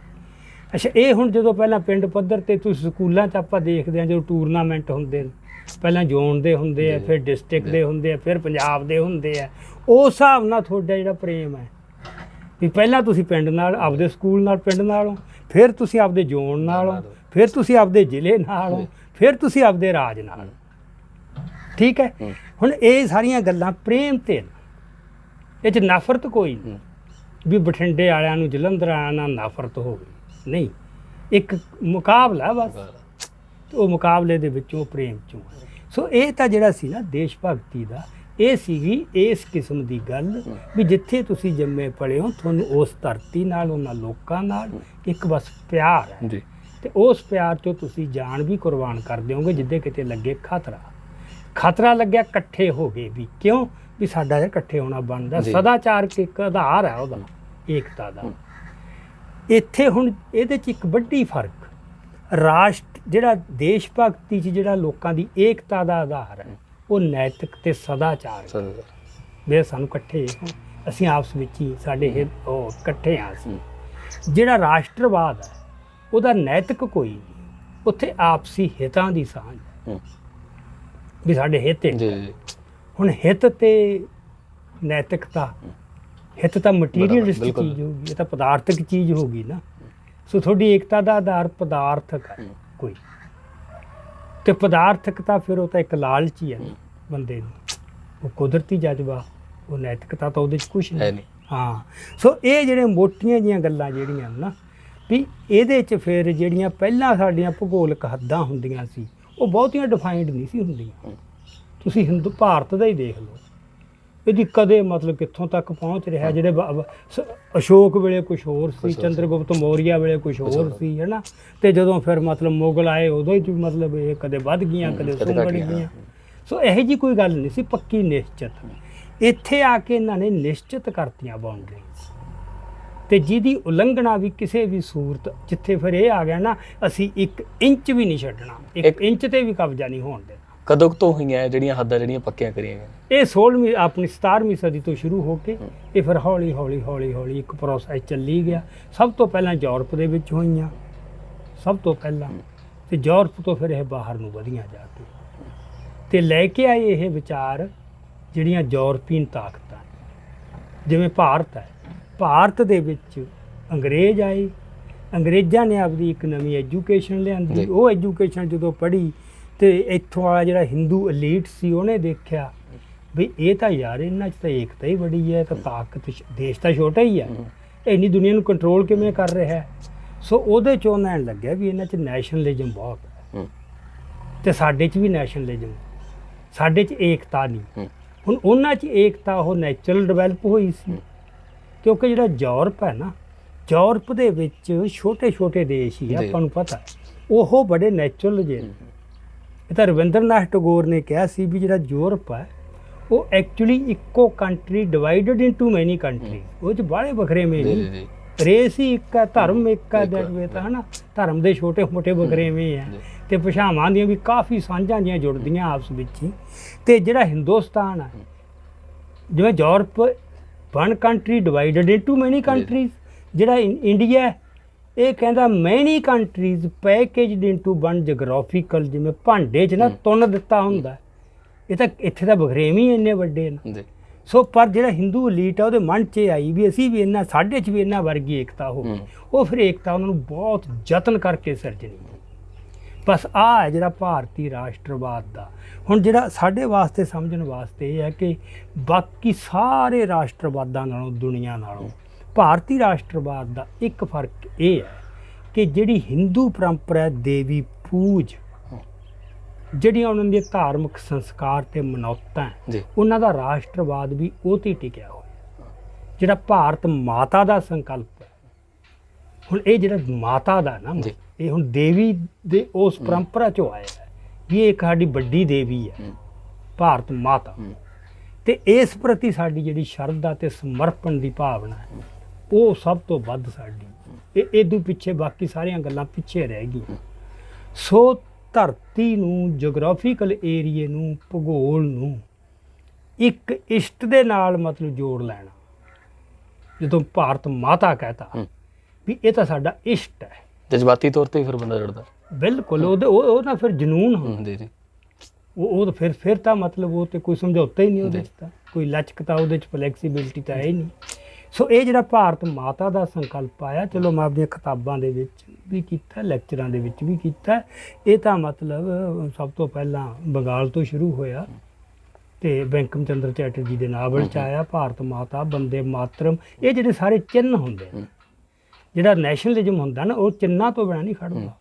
ਉਹਦੇ ਝੰਡੇ, ਉਹਦੇ ਸੈਲੂਟੇਸ਼ਨ ਹੀ ਹੈ ਨਾ, ਇਹ ਦੁਆ ਸਲਾਮ ਦਾ ਤਰੀਕਾ ਭਲਾ ਕੀ ਹੋਊ ਵੀ ਆਪਸ ਵਿੱਚ ਆਪਾਂ ਇੱਕ ਦੂਜੇ ਨੂੰ ਮਿਲਦੇ ਹਾਂ ਸਿੱਖ, ਆਪਾਂ ਵਾਹਿਗੁਰੂ ਜੀ ਕਾ ਖਾਲਸਾ, ਵਾਹਿਗੁਰੂ ਜੀ ਕੀ ਫਤਿਹ ਕਹਿੰਦੇ ਹਾਂ। ਹੁਣ ਜੇ ਤੁਸੀਂ ਇਹ ਕਹੋ ਭਾਰਤ ਮਾਤਾ ਕੀ ਜੈ ਕਹੋ ਜਾਂ ਬੰਦੇ ਮਾਤਰਮ ਕਹੋ, ਇਹ ਇਹਨਾਂ ਨੇ ਚਲਾਤਾ। ਤੇ ਤੁਸੀਂ ਜਦੋਂ ਆਪ ਆਈ ਹੈ ਇੱਥੇ ਪੰਜਾਬ 'ਚ ਆਮ ਆਦਮੀ ਪਾਰਟੀ, ਤੁਸੀਂ ਦੇਖਿਆ ਮਤਲਬ ਸਾਡੇ ਸਿੱਖ ਮੂਹਰੇ ਫੂਲ ਕੇ ਵਰਗੇ ਭਾਰਤ ਮਾਤਾ ਕੀ ਜੈ, ਬੰਦੇ ਮਾਤਰਮ, ਮਤਲਬ ਕਿਵੇਂ ਨਾਅਰੇ ਲਾਉਂਦੇ। ਇਹ ਹੈ ਜਦੋਂ ਪਤਾ ਹੀ ਨਹੀਂ ਲੱਗਿਆ ਵੀ ਸਾਡਾ ਤਾਂ ਰਾਸ਼ਟਰੀਕਰਨ ਹੋਈ ਜਾਂਦਾ। ਸੋ ਐਡੀ ਇਹ ਛਲ ਭਰੀ ਚੀਜ਼ ਹੈ, ਐਡੀ ਪਾਵਰਫੁੱਲ ਹੈ। ਸੋ ਜਿਹੜਾ ਇਹਨੂੰ ਇਸ਼ਟ ਬਣਾ ਲੈਣਾ ਇੱਕ ਦੇਸ਼ ਨੂੰ, ਧਰਤੀ ਨੂੰ, ਇਹਨੂੰ ਉਹ ਕਹਿੰਦੇ ਸਾਡੀ ਪੁੰਨ ਭੂਮੀ ਹੈ। ਇਹ ਦੁਨੀਆ 'ਚ ਹੋਰ ਕਿਤੇ ਇਸ ਤਰ੍ਹਾਂ ਨਹੀਂ ਕੀਤਾ। ਉਹਨਾਂ ਨੇ ਆਧਾਰ ਹੋਰ ਨੇ। ਸੋ ਇਹਨਾਂ ਨੇ ਤਾਂ ਵੀ ਹਿੰਦੂ ਕੁਸ਼ ਤੋਂ ਲੈ ਕੇ ਤੇ ਆਪਣਾ ਕੰਨਿਆ ਕੁਮਾਰੀ ਤੱਕ ਇਹ ਸਾਰੀ ਜਿਹੜੀ ਸਾਡੀ ਧਰਤੀ ਹੈ, ਇਹ ਪੁੰਨ ਭੂਮੀਆਂ ਆਦਿ ਕਾਲ ਤੋਂ ਹੈ। ਤੇ ਇਹ ਤਾਂ ਪਵਿੱਤਰਤਾ ਭੰਗ ਹੋਈ ਨਹੀਂ ਸਕਦੀ। ਸੋ ਇਹਦੇ ਨਾਲ ਕੀ ਹੁੰਦਾ ਵੀ ਜਿਹੜੀ ਉਹਦੀ ਅਖੰਡਤਾ ਹੈ, ਵੀ ਇਹਦਾ ਕੋਈ ਟੁਕੜਾ, ਇਹ ਤਾਂ ਤੁਹਾਡੀ ਮਾਂ ਹੈ ਤੇ ਮਾਂ ਦਾ ਕੋਈ ਅੰਗ ਕੱਟਿਆ ਜਾਵੇ, ਇਹ ਤਾਂ ਬਰਦਾਸ਼ਤ ਨਹੀਂ ਹੋ। ਇਸ ਕਰਕੇ ਇਹਦੇ 'ਚ ਬੜੀ ਖਤਰਨਾਕ ਚੀਜ਼ ਇਹ ਪਈ ਹੈ। ਹੁਣ ਸਵੀਡਨ ਤੇ ਡੈਨਮਾਰਕ ਕਿਸੇ ਵੇਲੇ ਇਕੱਠੇ ਸੀ, ਇੰਨੇ ਆਰਾਮ ਨਾਲ ਅਲੱਗ-ਅਲੱਗ ਹੋ ਗਏ ਵੀ ਨਹੀਂ ਯਾਰ, ਆਪਾਂ ਆਪਣੀ ਭਾਸ਼ਾ ਅਲੱਗ ਹੈ, ਆਪਣਾ ਇਤਿਹਾਸ ਅਲੱਗ ਹੈ, ਆਪਣਾ ਸੱਭਿਆਚਾਰ ਅਲੱਗ ਹੈ, ਕੋਈ ਖੂਨ ਨਹੀਂ ਡੁੱਲਿਆ। ਚੈਕੋਸਲੋਵਾਕੀਆ ਇਕੱਠਾ ਸੀ, ਚੈੱਕ ਤੇ ਸਲੋਵਾਕ ਅੱਡ-ਅੱਡ ਹੋ ਗਏ, ਕੋਈ ਪ੍ਰੋਬਲਮ ਨਹੀਂ ਆਈ। ਹੋਰ ਦੁਨੀਆ ਦੇ ਕਿੰਨੇ ਹੀ ਦੇਸ਼ ਇਸ ਤਰ੍ਹਾਂ, ਉਹ ਬਿਨਾਂ ਖੂਨ ਖਰਾਬੇ ਤੋਂ। ਇੱਥੇ ਇਹ ਗੱਲ ਪੋਸੀਬਲ ਹੀ ਕਿਉਂਕਿ ਇਹਨਾਂ ਨੇ ਉਹਨੂੰ ਉਹ ਮਾਤਾ ਦਾ ਜਿਹੜਾ ਜੋੜਤਾ ਨਾ ਆ ਕੇ ਦੇਵੀ ਦਾ, ਦੇਵੀ ਦੀ ਕੋਈ ਬਾਂਹ ਵੱਢ ਦੇ, ਕੋਈ ਨੱਕ ਵੱਢ ਦੇ, ਇਹ ਤਾਂ ਬਰਦਾਸ਼ਤ ਨਹੀਂ ਹੋ। ਇਹ ਇੱਕ ਖਤਰਨਾਕ ਗੱਲ ਹੈ। ਇਹ ਫਿਰ ਵੀ ਜਿਹੜਾ ਬੰਦਾ ਇੱਥੇ ਆਪਦੇ ਸੱਭਿਆਚਾਰ ਦੀ ਗੱਲ ਕਰਦਾ ਉਹਨੂੰ ਫਿਰ ਇਹ ਜਿਵੇਂ ਨਾ ਵੀ ਇਹ ਤਾਂ ਦੇਸ਼ ਨੂੰ ਜਿਵੇਂ ਟੋਟੇ ਕਰਨਾ ਕੋਈ ਬਹੁਤ ਵੱਡਾ ਜੁਰਮ ਹੈ। ਹਾਲਾਂਕਿ ਅਮਰੀਕਾ 'ਚ ਕੋਈ ਐਂ ਨਹੀਂ ਲਊ ਇਹਨੂੰ, ਕਿਤੇ ਵੀ ਬਾਕੀ ਥਾਵਾਂ ਤੇ ਇਹਨੂੰ ਇਸ ਤਰ੍ਹਾਂ ਨਹੀਂ ਲਿਆ ਜਾਂਦਾ ਜਿੰਨਾ ਇੱਥੇ ਇਹਦਾ ਜਨੂਨ ਭੜਕਾ ਦਿੱਤਾ ਜਾਂਦਾ। ਇੱਥੇ ਦਾ ਫਰਕ ਕੀ ਹੈ ਫਿਰ, ਇਹ ਕਾਰਨ ਕੀ ਬਣਦਾ? ਹਿੰਦੂ ਪਰੰਪਰਾ, ਕਿਉਂਕਿ ਖਿਆਲ ਇੱਕੋ ਹੀ ਹੈ ਨੈਸ਼ਨਲਿਜ਼ਮ ਦਾ, ਪਰ ਹਰ ਦੇਸ਼ 'ਚ ਜਿਹੜਾ ਉਹਦਾ ਪ੍ਰਗਟਾਵਾ ਹੋਣਾ ਉਹ ਉੱਥੋਂ ਦੇ ਸੱਭਿਆਚਾਰ, ਉੱਥੋਂ ਦੇ ਇਤਿਹਾਸ, ਉੱਥੋਂ ਦੇ ਸੰਸਕਾਰਾਂ ਮੁਤਾਬਕ ਉਹਨੇ ਰੂਪ ਅਖਤਿਆਰ ਕਰ ਲਿਆ। ਵਿਚਾਰ ਇੱਕੋ ਹੀ ਹੈ, ਡੈਮੋਕ੍ਰੇਸੀ ਹੈ, ਇੱਕੋ ਹੀ ਡੈਮੋਕ੍ਰੇਸੀ ਦਾ ਵਿਚਾਰ ਤਾਂ ਇੱਕੋ ਹੀ ਹੈ ਨਾ। ਉਹ ਹਰ ਜਗ੍ਹਾ ਇੱਕੋ ਜਿਹਾ ਥੋੜ੍ਹਾ ਹੋ ਰਿਹਾ ਹੈ, ਉਹ ਲਾਗੂ ਹੋ ਰਿਹਾ। ਉਹ ਸੁਸਾਇਟੀ ਦਾ ਆਪਦਾ ਇਤਿਹਾਸ ਕੀ ਹੈ, ਉਹਦੇ ਸੰਸਕਾਰ ਕੀ ਨੇ, ਉਹਦੀਆਂ ਮਨੌਤਾਂ ਕੀ ਨੇ, ਉਹਦਾ ਆਪਦਾ ਸੱਭਿਆਚਾਰ ਕੀ ਹੈ, ਉਹ ਪੁੱਠ ਚੜ੍ਹਦੀ ਆ ਉਹ 'ਤੇ। ਸੋ ਇਹ ਤਾਂ ਅੰਬੇਦਕਰ ਨੇ ਕਹਿਤਾ ਸੀ ਇੱਥੇ ਡੈਮੋਕ੍ਰੇਸੀ ਦਾ ਸਾਡੇ ਆਧਾਰ ਹੀ ਨਹੀਂ, ਕਿਉਂਕਿ ਸਾਡੀ ਸੁਸਾਇਟੀ ਦੀ ਡੈਮੋਕ੍ਰੇਟਾਈਜੇਸ਼ਨ ਹੋਈ ਨਹੀਂ, ਜਿੱਥੇ ਜਾਤ ਪਾਤ ਦੇ ਇੰਨਾ ਕਰੜਾ ਸਿਸਟਮ ਹੈ, ਇੰਨਾ ਕਠੋਰ ਸਿਸਟਮ ਹੈ। ਇੱਥੇ ਬਰਾਬਰੀ, ਏਕਤਾ, ਇਹ ਤਾਂ ਐਵੇਂ ਹਾਸੋਹੀਣੀਆਂ ਗੱਲਾਂ ਨਾ ਇੱਥੇ। ਹਾਂ, ਜਿੱਥੇ ਪੈਰ ਪੈਰ ਤੇ ਦਰਜਾ ਬਦਰਜੀ ਹੈ, ਹਰਿਆਰਕੀ ਹੈ, ਊਚ ਨੀਚ ਹੈ ਨਾ, ਉੱਥੇ ਨਹੀਂ। ਸੋ ਦੇਸ਼ ਭਗਤੀ ਜਿਹੜੀ ਸੀ ਬੜੀ ਨੈਚੁਰਲ ਚੀਜ਼ ਸੀ। ਜਿਹੜਾ ਇਹ ਰਾਸ਼ਟਰਵਾਦ ਹੈ, ਇਹ ਅਲੀਟ ਜਿਹੜਾ ਉੱਥੋਂ ਦਾ ਉਹ ਅਗਵਾਈ ਕਰਦਾ ਹੈ। ਉਹ ਫਿਰ ਇਹਦੇ ਨਕਸ਼ ਤਰਾਸ਼ਦਾ ਹਰ ਜਗ੍ਹਾ ਦੇ ਉੱਤੇ। ਉਹ ਫਿਰ ਜਿਹੋ ਜਿਹੀ ਉਹ ਜਗ੍ਹਾ ਹੈ, ਉਹਦਾ ਸੱਭਿਆਚਾਰ ਕੀ ਹੈ, ਉਹਦਾ ਕਰੈਕਟਰ ਕੀ ਹੈ, ਉਹ ਉਸ ਮੁਤਾਬਕ। ਅਤੇ ਸਾਡੀ ਕਹਿ ਲਓ ਕਿਸਮਤ ਹੀ ਜੀ, ਸਾਡਾ ਵਾਹ ਇੱਕ ਇਹੋ ਜਿਹੇ ਰਾਸ਼ਟਰਵਾਦ ਨਾਲ ਪੈ ਗਿਆ ਜਿਹੜਾ ਦੁਨੀਆ ਤੋਂ ਸਭ ਤੋਂ ਵੱਧ ਕਰੂਪ ਕਹਿ ਲਓ ਅਤੇ ਭੈੜਾ ਹੈ। ਹੋਂਦ ਬਚਾਉਣੀ ਬਹੁਤ ਔਖੀ ਹੈ। ਹੋਂਦ ਬਚਾਉਣੀ ਔਖੀ ਹੈ। ਅਤੇ ਮਤਲਬ ਆਪਦੀ ਆਜ਼ਾਦ ਰਾਜ ਉਦੋਂ ਤਾਂ ਸਥਾਪਿਤ ਹੋ ਗਿਆ ਮੁਗਲਾਂ ਵੇਲੇ, ਕਿਉਂਕਿ ਉਦੋਂ ਆਹ ਗੱਲ ਨਹੀਂ ਸੀ ਅਜੇ ਆਈ ਇਸ ਕਿਸਮ ਦੀ। ਠੀਕ ਸੀ, ਜਿਹਦੀ ਤਾਕਤ ਹੈਗੀ ਹੈ ਉਹ ਆਪਦਾ ਰਾਜ ਬਣਾ ਲੈਂਦਾ ਸੀ। ਐਂ ਨਹੀਂ ਸੀ ਵੀ ਆਹ ਤਾਂ ਬਹੁਤ ਵੱਡਾ ਪੱਧਰ ਹੋ ਗਿਆ ਅਤੇ ਦੇਸ਼ ਦੇ ਵਿੱਚ ਕੋਈ ਮੱਚ ਜੇ ਇਸ ਕਿਸਮ ਦੀ ਗੱਲ। ਹੁਣ ਤਾਂ ਇੱਥੇ ਯਾਰ ਕੋਈ ਮਾੜਾ ਜਿਹਾ ਬਿਆਨ ਕਿਸੇ ਦੇ ਮੂੰਹ 'ਚੋਂ ਨਿਕਲ ਜੇ ਗਲਤੀ ਨਾਲ, ਏਕਤਾ ਅਖੰਡਤਾ ਨੂੰ ਖਤਰਾ ਖੜਾ ਹੁੰਦਾ। ਹਾਂ, ਮਤਲਬ ਆ ਤੁਸੀਂ ਦੇਖੋ ਨਵਜੋਤ ਸਿੱਧੂ ਦਾ ਬੰਦੇ ਨੂੰ ਕਿਵੇਂ ਜੇ ਇੱਕ ਵਾਰ ਕਿਤੇ ਮੂੰਹ 'ਚੋਂ ਨਿਕਲ ਗਿਆ, ਸਾਰੀਆਂ ਪਾਰਟੀਆਂ, ਸਾਰੀ ਪੋਲੀਟੀਕਲ ਕਲਾਸ ਜਿਹੜੀ ਹੈ ਉਹਦਾ ਰਾਸ਼ਟਰੀਕਰਨ ਤੇ ਹਿੰਦੂਕਰਨ ਹੋ ਚੁੱਕਿਆ ਹੈ। ਉਹਦਾ ਧਰਮ ਕੋਈ ਵੀ, ਈਵਨ ਭਾਵੇਂ ਮੁਸਲਿਮ ਵੀ ਆ ਜਿਹੜੇ ਨਾ, ਜਿਹੜੇ ਉਸ ਪ੍ਰਭਾਵ ਹੇਠ ਆ ਗਏ, ਸਿੱਖ ਜਿਹੜੇ ਉਸ ਪ੍ਰਭਾਵ ਹੇਠ ਆ ਗਏ, ਉਹ ਸਾਰਿਆਂ ਦਾ ਰਾਸ਼ਟਰੀਕਰਨ ਹੋ ਗਿਆ ਹੈ। ਸੋ ਇਹ ਬੜੀ ਖਤਰਨਾਕ ਜੀ ਜਿਹੜੀ ਚੀਜ਼ ਹੈ ਇਹਨਾਂ ਦੀ ਬਣੀ ਹੋਈ। ਸੋ ਆਹ ਇੱਕ ਫਰਕ ਹੈ ਬਹੁਤ ਵੱਡਾ ਜਿਹੜਾ ਆਪਣੇ ਨਾ ਵਰਤ ਲਿਆ ਜਾਂਦਾ ਹੈ। ਇਹਦੇ 'ਤੇ ਦੁਨੀਆ ਦੇ ਵਿਦਵਾਨਾਂ ਨੇ ਬਹੁਤ ਕੰਮ ਕੀਤਾ। ਸਭ ਤੋਂ ਵੱਧ ਕੀਤਾ ਇੱਕ ਜਿਹੜਾ ਅਮਰੀਕੀ ਵਿਦਵਾਨ ਹੈ ਵਾਲਕਰ ਕੋਨਰ, ਉਹਨੇ ਇਸ ਗੱਲ ਨੂੰ ਬਹੁਤ ਖੋਲ੍ਹ ਕੇ ਦੱਸਿਆ। ਉਹ ਕਹਿੰਦਾ ਵੀ ਜਿੱਥੇ ਤਾਂ ਯੂਨੀ ਐਥਨਿਕ ਸਮਾਜ ਹੈ, ਯੂਨੀ ਐਥਨਿਕ ਮਤਲਬ ਇੱਕੋ ਨਸਲ, ਇੱਕੋ ਸੱਭਿਆਚਾਰ, ਇੱਕੋ ਭਾਸ਼ਾ ਵਾਲੇ ਲੋਕ, ਇੱਕੋ ਕੌਮ ਹੈ ਸਮਝ ਲਓ, ਉੱਥੇ ਤਾਂ ਤੁਸੀਂ ਉਹ ਦੇਸ਼ ਭਗਤੀ ਤੇ ਰਾਸ਼ਟਰਵਾਦ ਇੱਕੋ ਹੀ, ਬਹੁਤਾ ਫਰਕ ਨਹੀਂ ਪਊਗਾ, ਕੋਈ ਫਰਕ ਨਹੀਂ, ਉਹ ਕਿਉਂਕਿ ਇੱਕੋ ਹੀ ਚੀਜ਼ ਹੈ ਉਹ। ਪਰ ਜਿੱਥੇ ਕਹਿੰਦਾ ਵੀ ਇੱਕ ਤੋਂ ਬਹੁਤੀਆਂ ਕੌਮਾਂ ਹੈ, ਜਿੱਥੇ ਸੱਭਿਆਚਾਰਕ ਬਖਰੇਵੇਂ ਇੰਨੇ ਆ, ਭਾਸ਼ਾਵਾਂ ਦੇ ਬਖਰੇਵੇਂ ਇੰਨੇ ਆ, ਉੱਥੇ ਫਿਰ ਜਿਹੜਾ ਹੈਗਾ ਰਾਸ਼ਟਰਵਾਦ, ਉਹ ਰਾਸ਼ਟਰਵਾਦ ਹੋਊਗਾ ਮੈਜੋਰਟੀ ਦਾ। ਉਹਨੂੰ ਜੇ ਤੁਸੀਂ ਦੇਸ਼ ਭਗਤੀ ਕਹੋਗੇ ਇਹ ਗਲਤ ਹੈ। ਉਹਨੇ ਉਦਾਹਰਨ ਦਿੱਤੀ ਹੈ। ਉਹ ਕਹਿੰਦਾ ਵੀ ਜਿਹੜਾ ਇੰਗਲੈਂਡ ਹੈ, ਹੁਣ ਬਰਤਾਨੀਆ ਹੈ, ਬ੍ਰਿਟਿਸ਼ ਜੀ, ਉਹਦੇ ਵਿੱਚ ਕੀ ਹੈ, ਆਇਰਲੈਂਡ ਵੀ ਹੈ, ਸਕਾਟਲੈਂਡ ਵੀ ਹੈ, ਵੈਲਿਸ਼ ਵੀ ਹੈ, ਹੈ ਨਾ, ਇਹ ਸਾਰੇ ਉਹਦਾ ਹਿੱਸਾ। ਉਹ ਕਹਿੰਦਾ ਵੀ ਇੰਗਲਿਸ਼ ਨੈਸ਼ਨਲਿਜ਼ਮ ਤਾਂ ਹੋ ਸਕਦਾ, ਬ੍ਰਿਟਿਸ਼ ਨੈਸ਼ਨਲਿਜ਼ਮ ਨਹੀਂ, ਕਿਉਂਕਿ ਬ੍ਰਿਟਿਸ਼ ਦੇ ਵਿੱਚ ਬਰਤਾਨੀਆ 'ਚ ਤਾਂ ਫਿਰ ਦੂਜੇ ਵੀ ਸ਼ਾਮਲ। ਹਾਂ, ਸੋ ਇਹ ਦੇਸ਼ ਭਗਤੀ ਇੱਕ ਵੱਡਾ ਕਲਾਵਾ ਲੈਂਦੇ ਆ ਉਹਦੇ ਵਿੱਚ, ਅਤੇ ਰਾਸ਼ਟਰਵਾਦ ਨਹੀਂ। ਸਾਡੇ ਅਗਿਆਨਤਾ ਕਰਕੇ ਜਾਂ ਹਿੰਦੂ ਜਿਹੜਾ ਅਲੀਟ ਆ ਉਹਦੀ ਚਲਾਕੀ ਕਰਕੇ ਬੰਦਿਆਂ ਨੂੰ ਪਤਾ ਹੀ ਨਹੀਂ, ਉਹ ਇਸ ਨੂੰ ਦੇਸ਼ ਭਗਤੀ ਕਹੀ ਜਾਂਦੇ ਆ। ਅਤੇ ਸਿੱਖ ਤਾਂ ਇਹਦੇ ਐਡਾ ਟਰੈਪ 'ਚ ਆਏ, ਮਤਲਬ ਇਹ ਤਾਂ ਸਿੱਖ ਕੀ ਕੋਈ ਬਚੇ ਹੀ ਨਹੀਂ, ਕਿਉਂਕਿ ਇਹ ਹੈ ਹੀ ਬੜੀ ਖੇਡ ਬੜੀ ਇਹਨਾਂ। ਕਾਰਨ ਇਹ ਵੀ ਹੋ ਸਕਦਾ ਬਹੁ ਗਿਣਤੀ ਜਦੋਂ ਕਾਬਜ ਹੈ, ਜਦੋਂ ਨਹੀਂ ਕਾਬਜ ਤਾਂ ਹੋਵੇ, ਮਤਲਬ ਇਹ ਦੇਖੋ ਇਹਦਾ ਸਿੱਧਾ ਸੰਬੰਧ ਜੁੜਿਆ ਹੋਇਆ ਹੈ ਵੀ ਤੁਹਾਡੀ ਜਿਹੜਾ ਹਿੰਦੂਇਜ਼ਮ ਹੈ ਉਹਦੇ ਬਾਰੇ ਸਮਝ ਕੀ ਜੀ। ਜਦੋਂ ਸਿੱਖ ਆਪਦੇ ਧਰਮ ਤੋਂ ਵੇਸਲਾ ਹੋ, ਹੁਣ ਜਿਵੇਂ ਦੇਵੀ ਪੂਜਦੀ, ਭਾਰਤ ਮਾਤਾ ਦੀ ਜੈ ਦਾ ਨਾਅਰਾ ਜਦੋਂ ਲੱਗਿਆ ਸੀ ਜੀ, ਤੁਸੀਂ ਭਾਈ ਸਾਹਿਬ ਭਾਈ ਰਣਧੀਰ ਸਿੰਘ ਦਾ ਲੇਖ ਪੜ੍ਹ ਕੇ ਦੇਖੋ, ਮਤਲਬ ਬੰਦਿਆਂ ਨੂੰ ਤਾਂ ਅੱਗ ਲੱਗ ਗਈ ਸੀ ਵੀ ਸਾਡਾ ਇਹ ਸਿੱਖ ਦਾ ਕਦੋਂ ਇਹ ਬਣ ਗਿਆ ਕਰੈਕਟਰ, ਕਿਸੇ ਦੀ ਜੈ ਕਰਨੀ ਜੀ। ਉਹ ਤਾਂ ਕਹਿੰਦਾ ਕਿਸੇ ਦੀ ਵੀ ਨਹੀਂ ਜੈ ਹੋ ਸਕਦੀ ਅਕਾਲ ਪੁਰਖ ਤੋਂ ਬਿਨਾਂ, ਕਿਸੇ ਹਿਊਮਨ ਬੀਇੰਗ ਦੀ ਨਹੀਂ ਹੋ ਸਕਦੀ, ਕਿਸੇ ਦੇਵਤੇ ਦੀ ਨਹੀਂ ਹੋ ਸਕਦੀ, ਅਕਾਲ ਪੁਰਖ ਤੋਂ ਬਿਨਾਂ ਕਿਸੇ ਦੀ ਜੈ ਹੋ ਹੀ ਨਹੀਂ ਸਕਦੀ। ਹੁਣ ਕਿੰਨੀ ਬੇਸ਼ਰਮੀ ਨਾਲ ਨਾਅਰੇ ਲੱਗਦੇ, ਭਾਰਤ ਮਾਤਾ ਕੀ ਜੈ, ਇਕੱਲੇ ਭਾਰਤ ਮਾਤਾ, ਕੇਜਰੀਵਾਲ ਜਿੰਦਾਬਾਦ, ਅਮਰਿੰਦਰ ਸਿੰਘ ਜਿੰਦਾਬਾਦ, ਪਰ ਵਿਅਕਤੀਆਂ ਦੀ ਜਿੰਦਾਬਾਦ। ਭਾਈ ਰਣਧੀਰ ਸਿੰਘ ਦਾ ਲੇਖ, ਜਿਹੜੀ ਮੇਰੀ ਕਿਤਾਬ ਹੈ ਸ਼ਹੀਦ ਭਗਤ ਸਿੰਘ, ਸ਼ਹੀਦ ਕਰਤਾਰ ਸਿੰਘ ਸਰਾਭੇ ਵਾਲੀ, ਉਹਦੇ 'ਚ ਮੈਂ ਪੂਰਾ ਲੇਖ ਅਖੀਰ 'ਤੇ ਜਾ ਕੇ ਪੂਰ ਦਿੱਤਾ ਕੌਮੀਅਤ ਬਾਰੇ। ਤੁਸੀਂ ਉਹ ਲੇਖ ਬਹੁਤ ਪੜ੍ਹਨਾ ਚਾਹੀਦਾ। ਪ੍ਰੋਫੈਸਰ ਪੂਰਨ ਸਿੰਘ ਪੜ੍ਹਨਾ ਚਾਹੀਦਾ, ਹਰਿੰਦਰ ਸਿੰਘ ਮਹਿਬੂਬ ਪੜ੍ਹਨਾ ਚਾਹੀਦਾ।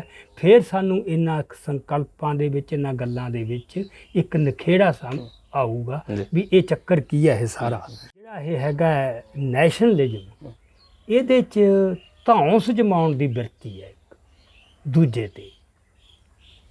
ਹੁਣ ਉਹ ਧੌਂਸ ਜਮਾਉਣ ਵਾਸਤੇ ਫਿਰ ਇਹ ਹੈ ਵੀ ਤੁਹਾਡੀ ਇਕੋਨਮੀ ਵਿਕਾਸ ਦੀ ਦਰ ਕਿੰਨੀ, ਬੜੱਤਨ ਕਾਹਦੇ ਨਾਲ ਗਿਣੀ ਜਾਂਦੀ ਹੈ, ਦੁਨਿਆਵੀ ਤਾਕਤ।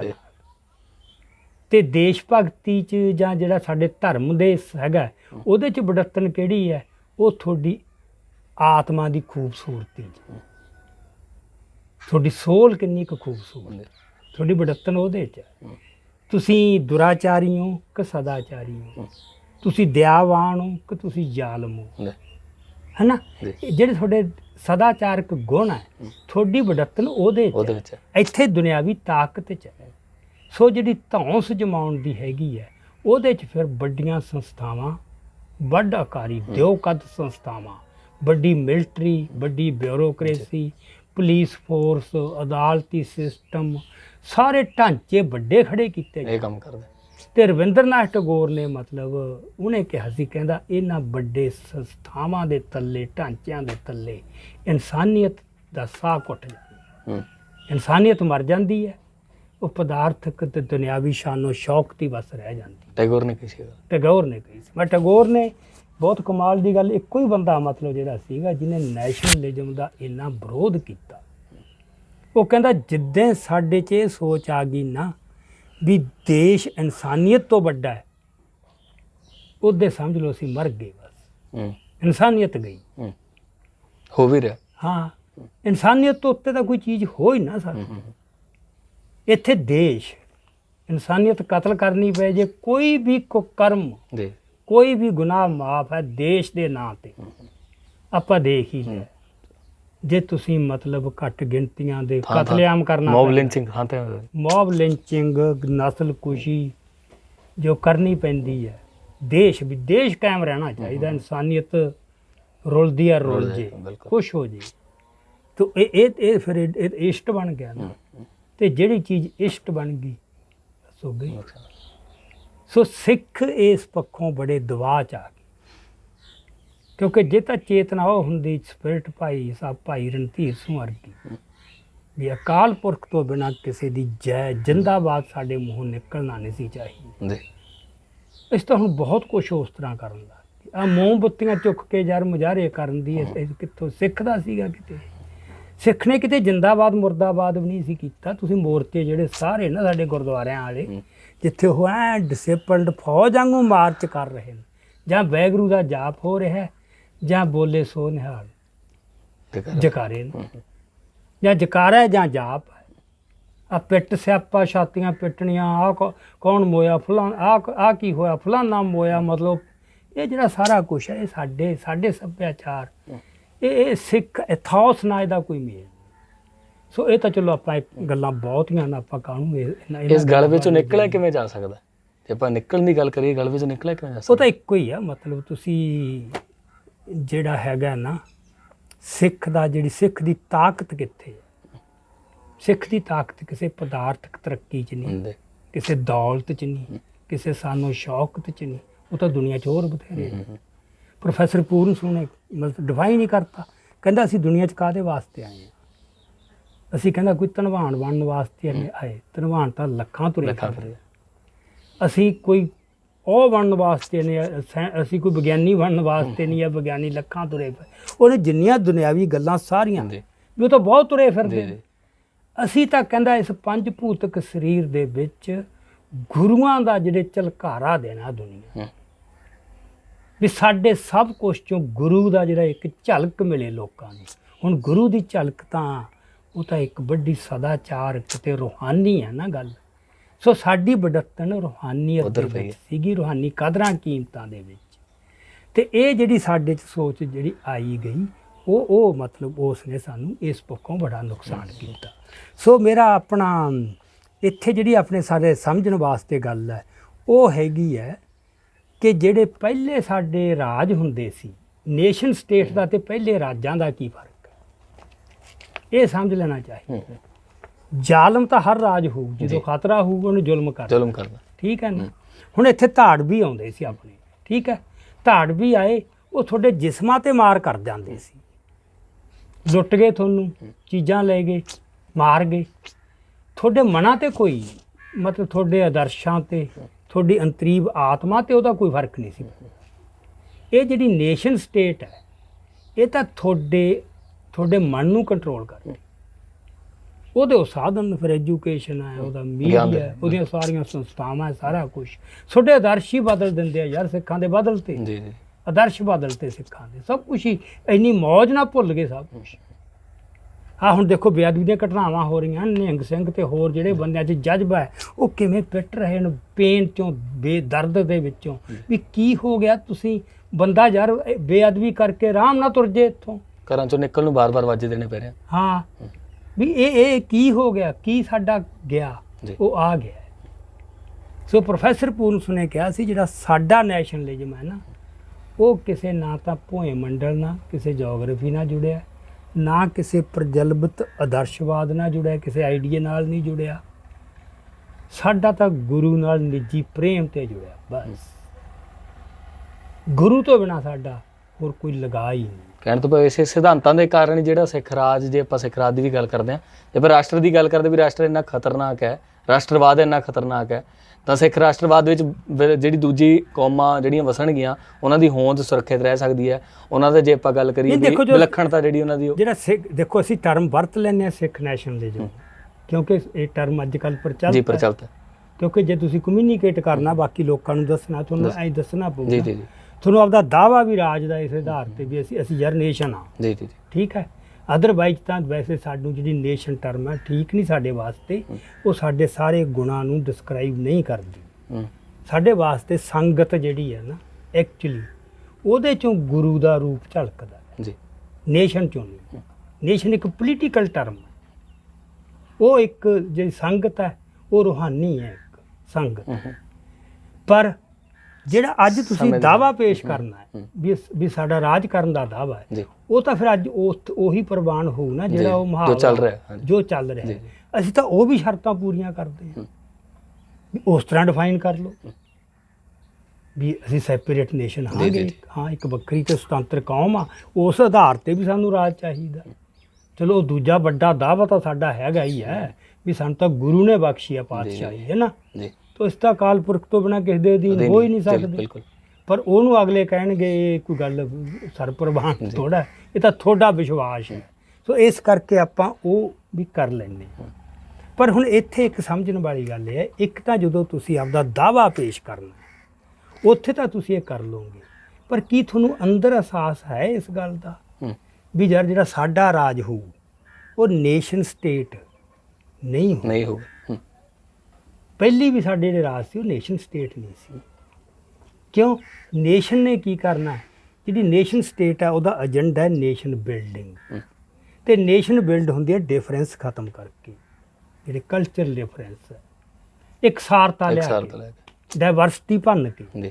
ਤੇ ਡਾਇਵਰਸਿਟੀ ਭੰਨਣ ਵਾਸਤੇ ਦੋਵੇਂ ਗੱਲਾਂ ਕਰਨੀਆਂ ਪੈਂਦੀਆਂ, ਜ਼ੁਲਮ ਵੀ ਕਰਨਾ ਪਊ ਤੇ ਦੂਜੀ ਗੱਲ ਝੂਠ, ਬਹੁਤ ਝੂਠ ਦੇ ਆਧਾਰ ਤੇ ਚੱਲੂ ਨਾ। ਤੇ ਸਿੱਖ ਵਾਸਤੇ ਦੋਵੇਂ ਗੱਲਾਂ ਵਰਜਿਤ ਹੈ। ਤੇ ਦੂਜੀ ਗੱਲ ਇਸ ਤਰ੍ਹਾਂ ਡਿਵਰਸਿਟੀ ਕੀ ਹੈ, ਇਹ ਤਾਂ ਸ੍ਰਿਸ਼ਟੀ ਦਾ ਨਿਯਮ ਹੈ, ਤੇ ਅਸੀਂ ਮਤਲਬ ਉਹ ਥੋੜ੍ਹਾ ਖਤਮ ਕਰ ਦਿਆਂਗੇ, ਨਾ ਕਦੇ ਕੀਤੀ। ਪਹਿਲੇ ਰਾਜਾਂ ਦੇ ਵਿੱਚ ਬੰਦਾ ਸਿੰਘ ਬਹਾਦਰ ਨੇ ਇੱਕ ਮਾਡਲ ਜਿਹਾ ਦਿੱਤਾ, ਥੋੜ੍ਹਾ ਚਿਰ ਸੀ, ਮਹਾਰਾਜਾ ਰਣਜੀਤ ਸਿੰਘ ਨੇ ਦਿੱਤਾ, ਮਤਲਬ ਸਾਰੀ ਦੁਨੀਆ ਮੰਨ ਗਈ ਹੈ, ਹੁਣ ਤੱਕ ਮੰਨ ਗਏ, ਹੰਨੇ ਮੇਰੀ ਵਾਲਾ। ਹਾਂ, ਸੋ ਇਹ ਹੁਣ ਰਾਸ਼ਟਰਵਾਦ ਦੇ ਵਿੱਚ ਕੀ ਹੈ, ਦੋ ਪੱਖ ਆ ਮੇਰ ਸਿੰਘ। ਇੱਕ ਤਾਂ ਉਹਦਾ ਐਕਸਟਰਨਲ ਪੱਖ ਹੈ ਵੀ ਤੁਹਾਡਾ ਕੋਈ ਬਾਹਰੀ ਗੱਲ ਹੈ, ਤੁਸੀਂ ਉਹ ਤੋਂ ਆਪਦੇ ਆਪ ਨੂੰ ਆਜ਼ਾਦ ਕਰਾਉਣਾ, ਇਹਨੂੰ ਕਹਿੰਦੇ ਨੇ ਨੈਸ਼ਨਲਿਸਟ ਇੰਡੀਪੈਂਡੈਂਸ, ਕੌਮੀ ਆਜ਼ਾਦੀ, ਠੀਕ ਹੈ।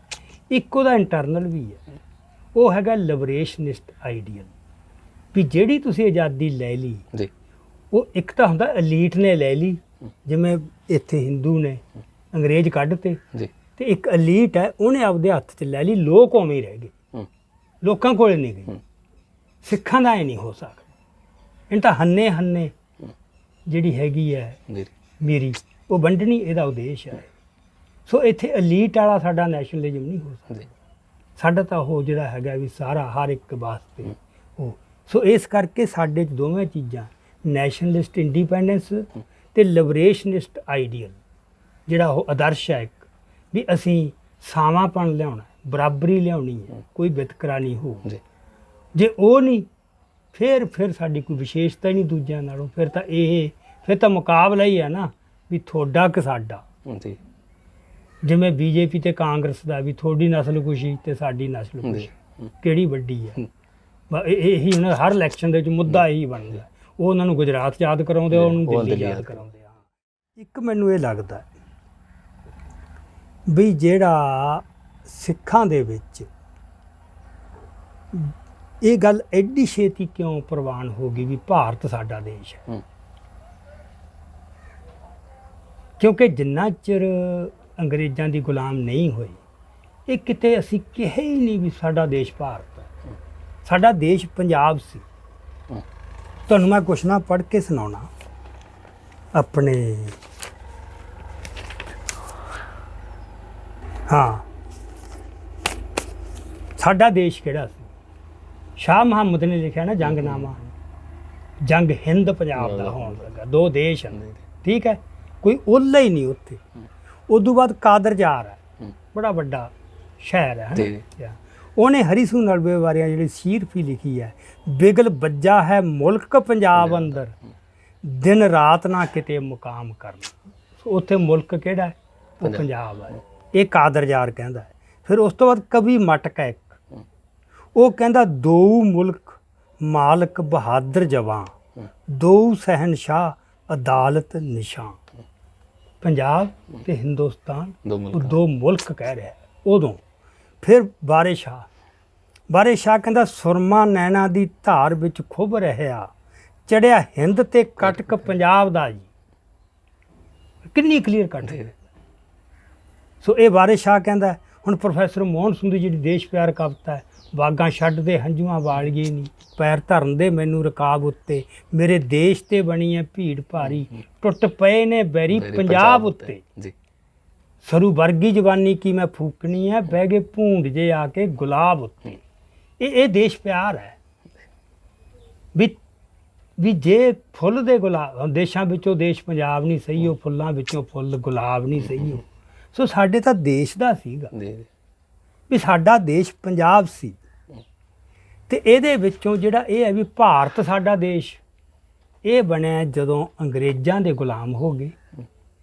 ਤੇ ਇਹ ਲੱਗਿਆ ਕਿ ਹੁਣ ਦੁਬਾਰਾ ਅਸੀਂ ਆਪਦਾ ਪੰਜਾਬ ਆਜ਼ਾਦ ਨਹੀਂ ਕਰਵਾ ਸਕਦੇ। ਕਿਤੇ ਹੋਪ ਗਈ, ਉਮੀਦ ਚਲੀ ਗਈ। ਫਿਰ ਇਹ ਅਸ਼ੋਪ ਲਈ ਹੌਲੀ ਹੌਲੀ ਉਹਨਾਂ ਦਾ ਮਤਲਬ ਇਹ ਨਾ ਵੀ ਅਸੀਂ ਜਿਹੜਾ ਸਾਡਾ ਦੇਸ਼ ਹੈ, ਕਿਉਂਕਿ ਆਜ਼ਾਦੀ ਦਾ ਸੰਘਰਸ਼ ਚੱਲ ਪਿਆ, ਭਾਰਤ ਦੀ ਆਜ਼ਾਦੀ। ਉਸ ਅੰਦੋਲਨ ਨੇ, ਮੇਹਰ ਸਿੰਘ, ਹਰ ਅੰਦੋਲਨ ਦੇ ਕੁਝ ਚੰਗੀਆਂ ਚੀਜ਼ਾਂ ਹੁੰਦੀਆਂ, ਕੁਛ ਉਹ ਬਹੁਤ ਉਜਾੜਾ ਵੀ ਕਰਕੇ ਜਾਂਦਾ ਸਾਡਾ। ਆਪਾਂ ਜੇ ਕਿਸਾਨੀ ਸੰਘਰਸ਼ ਦਾ ਅੱਜ ਬੜਾ ਪੈਸ਼ਨੇਟ ਮਾਹੌਲ ਹੈ, ਅਜੇ ਨਹੀਂ ਆਪਾਂ ਗੱਲ ਛੇੜਦੇ। ਤੁਸੀਂ ਇਹਦੇ ਵੀ ਦੇਖੋ, ਸਿੱਖ ਨੁਕਤਾ ਨਜ਼ਰ ਇਹਨੇ ਵੀ ਸਾਡੇ ਵਾਸਤੇ ਬਹੁਤ ਕੁਝ ਕਰਨਾ ਹੈ। ਅਜੇ ਸਾਹਮਣੇ ਆ ਵੀ ਰਹੀਆਂ ਤੇ ਆਉਣਾ ਵੀ ਹੈ। ਚਲੋ ਆਪਾਂ ਉਹ ਨਹੀਂ ਕਰਦੇ। ਆਜ਼ਾਦੀ ਦੇ ਅੰਦੋਲਨ 'ਚ ਹੁਣ ਜਿਹੜੇ ਪਹਿਲਾਂ ਚੱਲੇ ਮੋਰਚੇ ਚੱਲੇ, ਨਨਕਾਣਾ ਸਾਹਿਬ ਦਾ ਸਾਕਾ ਹੋਇਆ, ਠੀਕ ਹੈ ਨਾ। ਨਨਕਾਣਾ ਸਾਹਿਬ ਦੇ ਸਾਕੇ ਦੇ ਵਿੱਚ ਹੁਣ ਜਿਹੜਾ ਸਿੱਖਾਂ ਦਾ ਸਟਰਗਲ ਸੀ ਸਾਰੀ, ਜਦੋਂ ਵੱਡਾ ਇਕੱਠ ਹੋਇਆ ਉੱਥੇ ਹਜ਼ਾਰਾਂ ਬੰਦਿਆਂ ਦਾ ਨਨਕਾਣਾ ਸਾਹਿਬ, ਸਾਰਾ ਗੁੱਸਾ ਤੇ ਰੋਹ ਕੀਤੇ ਹੈ ਮਹੰਤ ਤੇ ਹੈ। ਠੀਕ ਹੈ, ਹੁਣ ਮਹੰਤ ਕੀ ਹੈ? ਉਹ ਇੱਕ ਹਿੰਦੂ ਨੁਮਾਇੰਦਾ, ਮਤਲਬ ਹਿੰਦੂ ਰਹੁ ਰੀਤਾਂ ਚੱਲ ਰਹੀਆਂ, ਸਿੱਖ ਮਰਿਆਦਾ ਨਹੀਂ ਉੱਥੇ ਗੁਰਦੁਆਰੇ 'ਚ। ਸਟਰਗਲ ਉੱਥੋਂ ਸ਼ੁਰੂ ਹੋਈ ਹੈ। ਗੁਰਦੁਆਰੇ ਆਜ਼ਾਦ ਕਰਵਾਉਣੇ ਸੀ ਉਹਨਾਂ, ਇਹ ਨਹੀਂ ਉਹਨਾਂ 'ਚ ਸੁਧਾਰ ਕਰਨਾ ਸੀ। ਹਾਂ, ਜੋ ਸਾਡੇ ਹੱਥ 'ਚ ਰਹੇ ਨਹੀਂ ਸੀ, ਕਿਹਦੇ ਹੱਥ 'ਚ ਚਲੇ ਗਏ? ਉਹ ਹਿੰਦੂ ਨੁਮਾਇੰਦਿਆਂ ਦੇ। ਉਸ ਮੌਕੇ ਦੀਆਂ ਤੁਸੀਂ ਪੰਜਾਬ ਅਸੈਂਬਲੀ ਦੀਆਂ ਬਹਿਸਾਂ ਸੁਣੋ, ਜਿੰਨੇ ਹਿੰਦੂ ਮੈਂਬਰ ਨੇ ਉਹ ਮਹੰਤ ਦੇ ਪੱਖ 'ਚ ਸਾਰੇ, ਮਹੰਤ ਦੀ ਪਿੱਠ ਠੋਕ ਰਹੇ। ਸੋ ਗੁੱਸਾ ਕਿਹਦੇ ਖਿਲਾਫ ਸੀ? ਉਸ ਮਹੰਤ ਦੇ। ਤੇ ਗਾਂਧੀ ਨੂੰ ਇਹ ਪਤਾ ਸੀ ਵੀ ਇਹ ਗੁੱਸੇ ਨੇ ਅਟੱਲ ਤੌਰ ਤੇ ਐਂਟੀ ਹਿੰਦੂ ਰੁਖ ਅਖਤਿਆਰ ਕਰ ਜਾਣਾ। ਉਹ ਬੜੀ ਸ਼ੈਤਾਨ, ਦੇਖੋ ਉਹਦੀ ਸ਼ੈਤਾਨੀ। ਉਹ ਆਇਆ ਨਨਕਾਣਾ ਸਾਹਿਬ ਤੇ ਆ ਕੇ ਬੋਲਿਆ ਤੇ ਬੜੀ ਹਮਦਰਦੀ ਵੀ ਦਿਖਾਈ ਤੇ ਨਾਲ ਸਿੱਖਾਂ ਨੂੰ ਮਤਲਬ ਇੱਕ ਨਸੀਹਤ ਦੇ ਗਿਆ ਵੀ ਤੁਸੀਂ ਨਾ ਜਿਹੜਾ ਇਹਦੇ ਲਈ ਜ਼ਿੰਮੇਵਾਰ ਮਹੰਤ ਤੇ ਨਾ ਸੁੱਟੋ ਸਾਰੀ ਗੱਲ। ਦੁਸ਼ਮਣ ਤਾਂ ਉਹ ਖੜਾ ਪਿੱਛੇ ਅੰਗਰੇਜ਼ਾਂ ਦੇ ਖਿਲਾਫ ਲੜੋ। ਦਿਸ਼ਾ ਬਦਲਤੀ, ਪਰ ਇੰਨੀ ਸੌਖੀ ਨਹੀਂ। ਕਈ ਵਾਰ ਸਾਨੂੰ ਲੱਗਦਾ ਹੁੰਦਾ ਨਾ ਵੀ ਸਿੱਖਾਂ 'ਚੋਂ ਕੋਈ ਵਿਰੋਧ ਨਹੀਂ ਹੋਇਆ। ਇਹ ਵੀ ਸਾਡੀ, ਕਿਉਂਕਿ ਅਸੀਂ ਪੜ੍ਹਦੇ ਨਹੀਂ, ਸਾਨੂੰ ਇਤਿਹਾਸ ਦਾ ਪਤਾ ਨਹੀਂ। ਮੈਂ ਤੁਹਾਨੂੰ ਹੁਣ ਦੱਸਦਾ ਵੀ ਇਹਦਾ ਵਿਰੋਧ ਕਿਵੇਂ ਹੋਇਆ, ਇਸ ਗੱਲ ਨੂੰ ਕਿਵੇਂ ਲਿਆ ਸਿੱਖਾਂ ਨੇ ਉਸ ਮੌਕੇ। ਹੁਣ ਸਾਨੂੰ ਕਈ ਵਾਰ ਪਤਾ ਨਹੀਂ ਲੱਗਦਾ। ਉਸ ਮੌਕੇ ਜਿਹੜਾ ਸਿੱਖਾਂ ਦਾ ਨਿਕਲਦਾ ਸੀਗਾ ਅਕਾਲੀ ਅਖਬਾਰ, ਜੀ ਉਹਦਾ 6 ਅਕਤੂਬਰ 1920 ਦੇ ਅੰਕ 'ਚ ਉਹਨਾਂ ਨੇ ਲਿਖਿਆ, 1 ਮਿੰਟ ਮੈਨੂੰ, 6 ਅਕਤੂਬਰ 1920 ਦੇ ਅੰਕ 'ਚ ਉਹਨਾਂ ਨੇ ਲਿਖਿਆ ਜੀ ਵੀ ਗਾਂਧੀ ਨੇ ਜਿਹੜੀ ਸਾਡੇ ਨਾਲ ਹਮਦਰਦੀ ਕੀਤੀ ਹੈ ਜੀ ਉਹਦੇ ਲਈ ਧੰਨਵਾਦ, ਪਰ ਤੁਸੀਂ ਗਾਹਾਂ ਉਹ ਦੇਖੋ, ਸਾਨੂੰ ਗੁਰੂ ਗ੍ਰੰਥ ਪੰਥ ਦੀ ਦੇਸ਼ ਭਗਤੀ, ਹੋਰ ਕੌਮੀ ਸੇਵਾ, ਦਾਨਾਈ ਹੁੰਦਾ ਸਿਆਣਪ, ਅਤੇ ਸੱਚਾਈ ਤੇ ਇੰਨ ਭਰੋਸਾ ਹੈ ਕਿ ਉਹ ਇਹਨਾਂ ਸਾਰਿਆਂ ਜ਼ਰੂਰੀ ਕੰਮਾਂ ਨੂੰ ਇਸ ਤਰੀਕੇ ਨਾਲ ਨਜਿੱਠੇਗਾ ਕਿ ਆ ਦੇਖਿਓ, ਗੁਰੂ ਗੋਬਿੰਦ ਸਿੰਘ ਜੀ ਦੇ ਸਾਜੇ ਨਵਾਜੇ ਪੰਥ ਦੀ ਸ਼ਾਨ ਨੂੰ ਦੁਨੀਆ ਦੀਆਂ ਕੌਮਾਂ ਦੀਆਂ ਨਜ਼ਰਾਂ ਵਿੱਚ ਉੱਚਿਆਂ ਕਰੇਗਾ। ਸਿੱਖ ਕੌਮ ਆਪਣੇ ਜਨਮ ਦੇ ਮਨੋਰਥ ਨੂੰ ਅਤੇ ਇਤਿਹਾਸ ਨੂੰ ਮੁੱਖ ਰੱਖਦੀ ਹੋਈ ਆਪਣੀ ਜ਼ਿੰਮੇਵਾਰੀ ਚੰਗੀ ਤਰ੍ਹਾਂ ਸਮਝਦੀ ਹੈ। ਆਪਦੇ ਜਨਮ ਦੇ ਮਨੋਰਥ ਤੇ ਆਪਣੇ ਇਤਿਹਾਸ ਨੂੰ ਸਮਝਦੀ ਵੀ ਅਸੀਂ ਕਿਹੜੀ ਜ਼ਿੰਮੇਵਾਰੀ ਨਿਭਾਉਣੀ ਹੈ, ਇਹ ਉਹਨੂੰ। ਤੇ ਇਹ ਵੀ ਉਸ ਮੌਕੇ ਮਤਲਬ ਉਹਨਾਂ ਨੇ ਬੋਲੇ ਇਸ ਗੱਲ ਦੇ ਉੱਤੇ ਵੀ ਗਾਂਧੀ ਨੂੰ ਕਹਿੰਦੇ ਤੂੰ ਬੋਲ ਰਿਹਾ ਹਿੰਦੁਸਤਾਨੀ ਕੌਮੀਅਤ ਦੇ ਨੁਕਤਾ ਨਜ਼ਰ। 1920 ਦੀ ਗੱਲ ਹੈ ਇਹ, ਵੀ ਤੂੰ ਬੋਲ ਰਿਹਾ ਹਿੰਦੁਸਤਾਨੀ ਕੌਮੀਅਤ ਦੇ ਨੁਕਤਾ ਨਜ਼ਰ ਤੋਂ। ਸਾਡਾ ਨੁਕਤਾ ਨਜ਼ਰ ਕੀ ਹੈ ਵੀ ਜਿਹੜਾ ਸਾਜਿਆ ਸੀ ਪੰਥ ਦੇ ਜੀਵਨ ਦਾ, ਇਹਦੇ ਜਨਮ ਦਾ ਮਨੋਰਥ ਕੀ ਸੀ ਭਲਾ, ਤੇ ਸਾਡਾ ਇਤਿਹਾਸ ਕੀ ਹੈ। ਸਾਡੇ ਨਿਸ਼ਾਨੇ ਉੱਥੋਂ ਤੈਅ ਹੋਣਗੇ, ਹਿੰਦੁਸਤਾਨੀ ਕੌਮੀਅਤ ਦੇ ਨੁਕਤਾ ਨਜ਼ਰ ਤੋਂ ਨਹੀਂ। ਮਤਲਬ ਕਿੰਨੀ ਐਦੂ ਸਪਸ਼ਟਤਾ ਕੀ ਹੋ ਸਕਦੀ ਹੈ ਹੁਣ। ਪਰ ਜਿਹੜੀ ਇਹ ਹੈ ਵੀ ਯਾਰ ਗੱਲ ਰੁਲ ਕਿਵੇਂ ਗਈ, ਫਿਰ ਐਡੀ ਵੱਡੀ ਗੱਲ ਕਹਿ ਵੀ ਦਿੱਤੀ, ਉਹ ਤੇ ਪਹਿਰਾ ਨਹੀਂ ਦਿੱਤਾ, ਇਹ ਰੁਲ ਜਾਂਦੀਆਂ ਗੱਲ। ਕੁਛ ਇਹੋ ਜਿਹੇ ਮੌਕੇ ਆਉਂਦੇ ਨੇ ਬੇਰਹਿਮ ਵੀ ਗੱਲਾਂ ਪਤਾ ਹੈ, ਪਰ ਥੋੜੀ ਉਹ ਸਟ੍ਰੈਟਜਿਕ ਚੇਤਨਤਾ ਦਾ ਸੋਚ ਦਾ ਅੰਗ ਨਹੀਂ ਬਣੀਆਂ, ਪਤਾ ਹੈ, ਪਰ ਪੂਰੀ ਤਰ੍ਹਾਂ ਟਿਕੀਆਂ ਨਹੀਂ। ਤੁਸੀਂ ਪੈਰ ਤੇ ਪਹਿਰਾ ਦੇ ਲਓ। ਦੂਜੀ ਗੱਲ, ਇਹ ਕੁਛ ਬੰਦਿਆਂ ਨੂੰ ਤਾਂ ਪਤਾ ਹੈ, ਅੱਜ ਵੀ ਆਪਾਂ ਦੇਖਦੇ ਹਾਂ ਕੁਛ ਬੰਦਿਆਂ ਨੂੰ ਕਿੰਨੀਆਂ ਗੱਲਾਂ ਦਾ ਪਤਾ ਹੈ, ਪਰ ਆ ਜਿਹੜੇ ਬੰਦੇ ਤਾਂ ਬੀਜੇਪੀ 'ਚ ਯਾਰ ਪਿੰਡਾਂ ਦੇ ਕਿਵੇਂ ਆਪਣੇ ਸਰਦਾਰ ਸਰਪੰਚ ਪੰਚ ਸਭ ਕੁਛ, ਹੋਰ ਤਾਂ ਸਿਰੇ ਸਾਡਾ ਸਿੱਖ ਸਟੂਡੈਂਟ ਫੈਡਰੇਸ਼ਨ ਦੇ ਸਾਬਕਾ ਚਿਹਰੇ। ਆਪਾਂ ਐਵੇਂ ਕਹਿਣਾ ਵੀ ਜਿਵੇਂ ਯਾਰ ਸਾਡੇ ਤਾਂ ਕੋਈ ਪੁਰਾਣੇ ਬੰਦੇ ਨਾ, ਉਹਨਾਂ ਨੂੰ ਅਕਲ ਹੀ ਨਹੀਂ ਸੀ। ਆ ਹੁਣ ਸਾਨੂੰ ਤਾਂ ਅਕਲ ਹੈ ਨਾ, ਆ ਰੋਕ ਲਓ ਚੀਜ਼ਾਂ ਨੂੰ, ਇੰਨੀਆਂ ਸੌਖੀਆਂ ਨਹੀਂ ਹੁੰਦੀਆਂ। ਆ ਪਤਾ ਸੀਗਾ ਉਹਨਾਂ ਨੂੰ, ਆ ਗੱਲਾਂ ਦਾ ਪਤਾ ਸੀ ਵੀ ਅਸੀਂ ਹਿੰਦੁਸਤਾਨੀ ਕੌਮੀਅਤ ਦਾ ਪੈਂਤੜਾ ਕੀ ਹੈ ਤੇ ਸਾਡਾ ਪੈਂਤੜਾ ਕੀ ਹੈ, ਪਰ ਇਹ 'ਤੇ ਪਹਿਰਾ ਨਹੀਂ ਦਿੱਤਾ ਜਾ ਸਕਿਆ। ਇਹ ਪਹਿਰੇ ਦੇਣੇ ਬੜੇ ਔਖੇ, ਤੇ ਅੱਜ ਵੀ ਸਾਨੂੰ ਪਤਾ ਹੈ ਕਿੱਡੇ ਵੱਡੇ ਸਾਡੇ ਸਾਹਮਣੇ ਚੈਲੰਜ ਨੇ। ਦੂਜੀ ਗੱਲ ਜਿਹੜੀ ਮੈਂ ਇੱਥੇ ਹੋਰ ਇੱਕ ਸਪਸ਼ਟ ਕਰਨਾ ਵੀ ਇਹ ਗੱਲ, ਜਿਹੜਾ ਭਾਰਤ ਸਾਡਾ ਦੇਸ਼ ਹੈ, ਉਹ ਇਹ ਗੱਲ ਕਿੱਥੋਂ ਆ ਗਈ, ਜਿਹੜਾ ਨੈਸ਼ਨਲਿਜ਼ਮ ਹੈ ਨਾ, ਇਹਦਾ ਜਿਹੜਾ ਹੈਗਾ ਜੀਓਗ੍ਰਾਫੀ ਨਾਲ ਬੜਾ ਸੰਬੰਧ ਹੈ। ਸਪੇਸ਼ੀਅਲ ਐਂਟੀਟੀ ਕਹਿੰਦੇ ਆ, ਨੈਸ਼ਨਲ ਸਪੇਸ਼ੀਅਲ ਐਂਟੀਟੀ। ਵੀ ਰਾਸ਼ਟਰਵਾਦ ਕੋਈ ਹਵਾ 'ਚ ਤਾਂ ਹੈ ਨਹੀਂ, ਤੁਸੀਂ ਤੁਹਾਡੀ ਇੱਕ ਡਿਮਾਰਕੇਸ਼ਨ ਹੈ ਵੀ ਦਿਸ ਇਜ਼ ਆਵਰ ਲੈਂਡ। ਇਹ ਹੁਣ ਪਤਾ ਨਹੀਂ ਸਿੱਖਾਂ 'ਚ ਮਤਲਬ ਇਹ ਬਾਕੀ ਸਾਰੀਆਂ ਗੱਲਾਂ ਆ ਗਈਆਂ, ਇਹ ਗੱਲ ਆਈ ਨਹੀਂ। ਮਿਸਲਾਂ ਵੇਲੇ ਦੇਖੋ, ਜੇਲਮ ਤੋਂ ਲੈ ਕੇ ਘੱਗਰ ਤੱਕ, ਉੱਤਰ 'ਚ ਜੇਲਮ, ਦੱਖਣ 'ਚ ਘੱਗਰ, ਕਿੱਡਾ ਇਲਾਕਾ ਹੈ ਤੁਸੀਂ ਸੋਚ ਕੇ ਦੇਖੋ। ਸਾਰੇ ਥਾਵਾਂ 'ਤੇ ਕੋਈ ਖੰਘਦਾ ਨਹੀਂ ਸੀ, ਮਿਸਲਾਂ ਦੀ ਐਡੀ ਧਾਂਕ ਸੀ, ਪਰ ਕਿਤੇ ਵੀ ਉਹਨਾਂ ਨੇ ਰਾਜ ਨਹੀਂ ਬਣਾਇਆ। ਜਾਂਦੇ ਮਾਰ ਧਾੜ ਕਰਕੇ ਮੁੜਿਆ ਆਉਂਦੇ, ਜਾਂ ਇੱਕ ਰਾਖੀ ਸਿਸਟਮ ਲਾਗੂ ਕਰਤਾ, ਹੈ ਨਾ। ਇੱਕ ਹਿਸਾਬ ਦਾ ਰਾਜ ਜਿਹਾ ਵੀ ਹੈ, ਟੈਕਸ ਵੀ ਵਸੂਲ ਰਹੇ ਨੇ, ਉਹਨਾਂ ਦੀ ਰਾਖੀ ਵੀ ਕਰ ਰਹੇ ਨੇ, ਪਰ ਬਕਾਇਦਾ ਕੋਈ ਰਾਜ ਨਹੀਂ। ਇਹ ਤਾਂ ਮਹਾਰਾਜਾ ਰਣਜੀਤ ਸਿੰਘ ਨੇ ਜਾ ਕੇ ਮਤਲਬ ਇਹ ਤਾਂ ਪਰਉਪਕਾਰ ਕਹਿ ਲਓ, ਜਾਂ ਪਤਾ ਨਹੀਂ ਵਾਹਿਗੁਰੂ ਨੇ ਉਹਨੂੰ ਬਖਸ਼ਿਸ਼ ਕੀ ਕੀਤੀ, ਉਹਨੂੰ ਉਹਦੇ ਮਨ 'ਚ ਇਹ ਆਈ। ਤੁਸੀਂ ਇਹ ਸੋਚੋ, ਜੇ ਕਿਤੇ ਸਾਡੇ ਕੋਲ ਉਹ ਉਦਾਹਰਨ ਨਾ ਹੁੰਦੀ ਵੀ ਕਿਸੇ ਮੌਕੇ ਸਾਡੇ ਵੀ ਯਾਰ ਇੱਥੇ ਨਿਸ਼ਾਨ ਝੂਲੇ ਹੈ, ਇਹ ਗੱਲ ਸਾਡੇ ਕੋਲ ਨਾ ਹੁੰਦੀ, ਸਾਡੇ ਕੋਲ ਰਾਜ ਨੂੰ ਉਧਾਰ ਨਹੀਂ ਕੋਈ ਨਾ ਹੁੰਦੀ, ਸਾਡਾ ਦਾਅਵਾ ਕੀ ਰਹਿ ਜਾਣਾ ਸੀ। ਹੁਣ ਤਾਂ ਅਸੀਂ ਤਿੱਬਤ ਤੱਕ ਜਾ ਕੇ ਵੀ ਚੀਨ ਵਾਲਿਆਂ ਤੋਂ ਪੁੱਛੋ ਜਾ ਕੇ। ਤੇ ਇਸ ਕਰਕੇ ਜਿਹੜਾ ਨੈਸ਼ਨਲਿਜ਼ਮ ਹੈ, ਉਹਦੇ ਕੋਈ ਚਿੰਨ੍ਹ ਜ਼ਰੂਰੀ ਹੁੰਦੇ ਆ। ਜੇ ਚਿੰਨ੍ਹ ਉਹਦੇ ਗਵਾਚ ਗਏ ਨਾ, ਤੇ ਫਿਰ ਕੁਛ ਨਹੀਂ ਰਹਿੰਦਾ। ਮਤਲਬ ਕਿਤੇ ਸਾਨੂੰ ਇਹ ਲੱਗੀ ਜਾ ਰਿਹਾ ਵੀ ਗੁਰਬਾਣੀ ਸਾਨੂੰ ਇਹ ਨਹੀਂ ਕਹਿੰਦੀ। ਇਹ ਗਲਤ ਇੰਟਰਪ੍ਰੀਟੇਸ਼ਨ। ਹੁਣ ਇਹ ਜਿਹੜੀ ਗੱਲ ਹੈ ਇਹ ਵਿਦਵਾਨਾਂ ਦੇ ਕੰਮ ਹੁੰਦੇ ਆ ਵੀ ਉਹਨੂੰ ਉਹਦੀ ਰੀਇੰਟਰਪ੍ਰੀਟ ਲੋਕਾਂ ਦਾ ਸੌਖੇ ਰੂਪ ਚ ਸਮਝਾਉਣਾ। ਹੁਣ ਜਦੋਂ 26 ਜਨਵਰੀ 1986 ਨੂੰ ਸਰਬੱਤ ਖਾਲਸਾ ਹੋਇਆ, ਉੱਥੇ ਭਾਈ ਦਲਵੀਰ ਸਿੰਘ ਪੱਤਰਕਾਰ ਹੈ ਹਨਾ, ਉਹ ਹੁਣ ਲੈਫਟਿਸਟ ਬੈਕਗ੍ਰਾਉਂਡ ਚੋਂ ਆਇਆ, ਉਹਦੀ ਕੰਟਰੀਬਿਊਸ਼ਨ ਵੀ ਆ, ਉਹਨੇ ਲਹਿਰ ਨੂੰ ਇੱਕ ਖੜਾ ਕੀਤਾ, ਸਰੂਪ ਦਿੱਤਾ ਉਹਨੂੰ ਇੱਕ ਜਨਤਕ ਜਾ। ਪਰ ਉਹ ਹੁਣ ਮਤਲਬ ਅੜ ਗਿਆ, ਕਹਿੰਦਾ ਗੁਰੂ ਗ੍ਰੰਥ ਸਾਹਿਬ ਚੋਂ ਕੱਢ ਕੇ ਦਿਖਾਓ ਖਾਲਿਸਤਾਨ ਦਾ ਕਿੱਥੋਂ ਨਿਕਲਦਾ। ਮੈਂ ਹੈਰਾਨ ਆ ਬੰਦਿਆਂ ਨੂੰ ਇਸ ਗੱਲ ਦਾ ਕੋਈ ਜਵਾਬ ਨਾ ਆਇਆ, ਦਾ ਜਵਾਬ ਬਣਦਾ ਸੀਗਾ। ਸੋ ਇਹ ਜਿਹੜੀ ਗੱਲ ਹੈ ਨਾ ਵੀ ਗੁਰਬਾਣੀ ਦੀ ਇੰਟਰਪ੍ਰੀਟੇਸ਼ਨ ਇੱਕ ਨਵੀਂ ਸਿਚੁਏਸ਼ਨ ਦੇ ਵਿੱਚ ਉਹਦੀ ਮੌਲਿਕਤਾ ਕਾਇਮ ਰੱਖਦੇ ਹੋ, ਸੋ ਉਹਦੇ ਵਾਸਤੇ ਉਹ ਵੱਡੇ ਜੀਨੀਅਸ ਚਾਹੀਦੇ ਆ, ਤੇ ਸਾਡੀ ਬਦਕਿਸਮਤੀ ਹੈ ਵੀ ਸਾਡੇ ਕੋਲ ਉਹ ਨਹੀਂ। ਸੋ ਇਸ ਵਾਸਤੇ ਮੇਰੀ ਤਾਂ ਇਹ ਅਪੀਲ ਹੈ ਕਿ ਪ੍ਰੋਫੈਸਰ ਪੂਰਨ ਸਿੰਘ ਤੇ ਪ੍ਰੋਫੈਸਰ ਹਰਿੰਦਰ ਸਿੰਘ ਮਹਿਬੂਬ, ਇਹਨਾਂ ਬੰਦਿਆਂ ਤੋਂ ਤੁਹਾਨੂੰ ਇਨਸਾਈਟਸ ਮਿਲਣਗੀਆਂ। ਇੱਥੇ ਜੇ ਆਪਾਂ ਗੱਲ ਕਰੀਏ ਦੇਸ਼ ਭਗਤੀ ਧਰਮ ਤੋਂ ਵੱਡੀ ਹੈ ਜਾਂ ਦੇਸ਼ ਭਗਤੀ ਨੂੰ ਧਰਮ ਤੋਂ ਵੱਡਾ ਕਹਿਣਾ, ਇਹ ਕਿੰਨਾ ਕੁ ਸਹੀ ਹੈ? ਇਹ ਪ੍ਰਚਲਿਤ ਕਦੋਂ ਤੋਂ ਹੈ?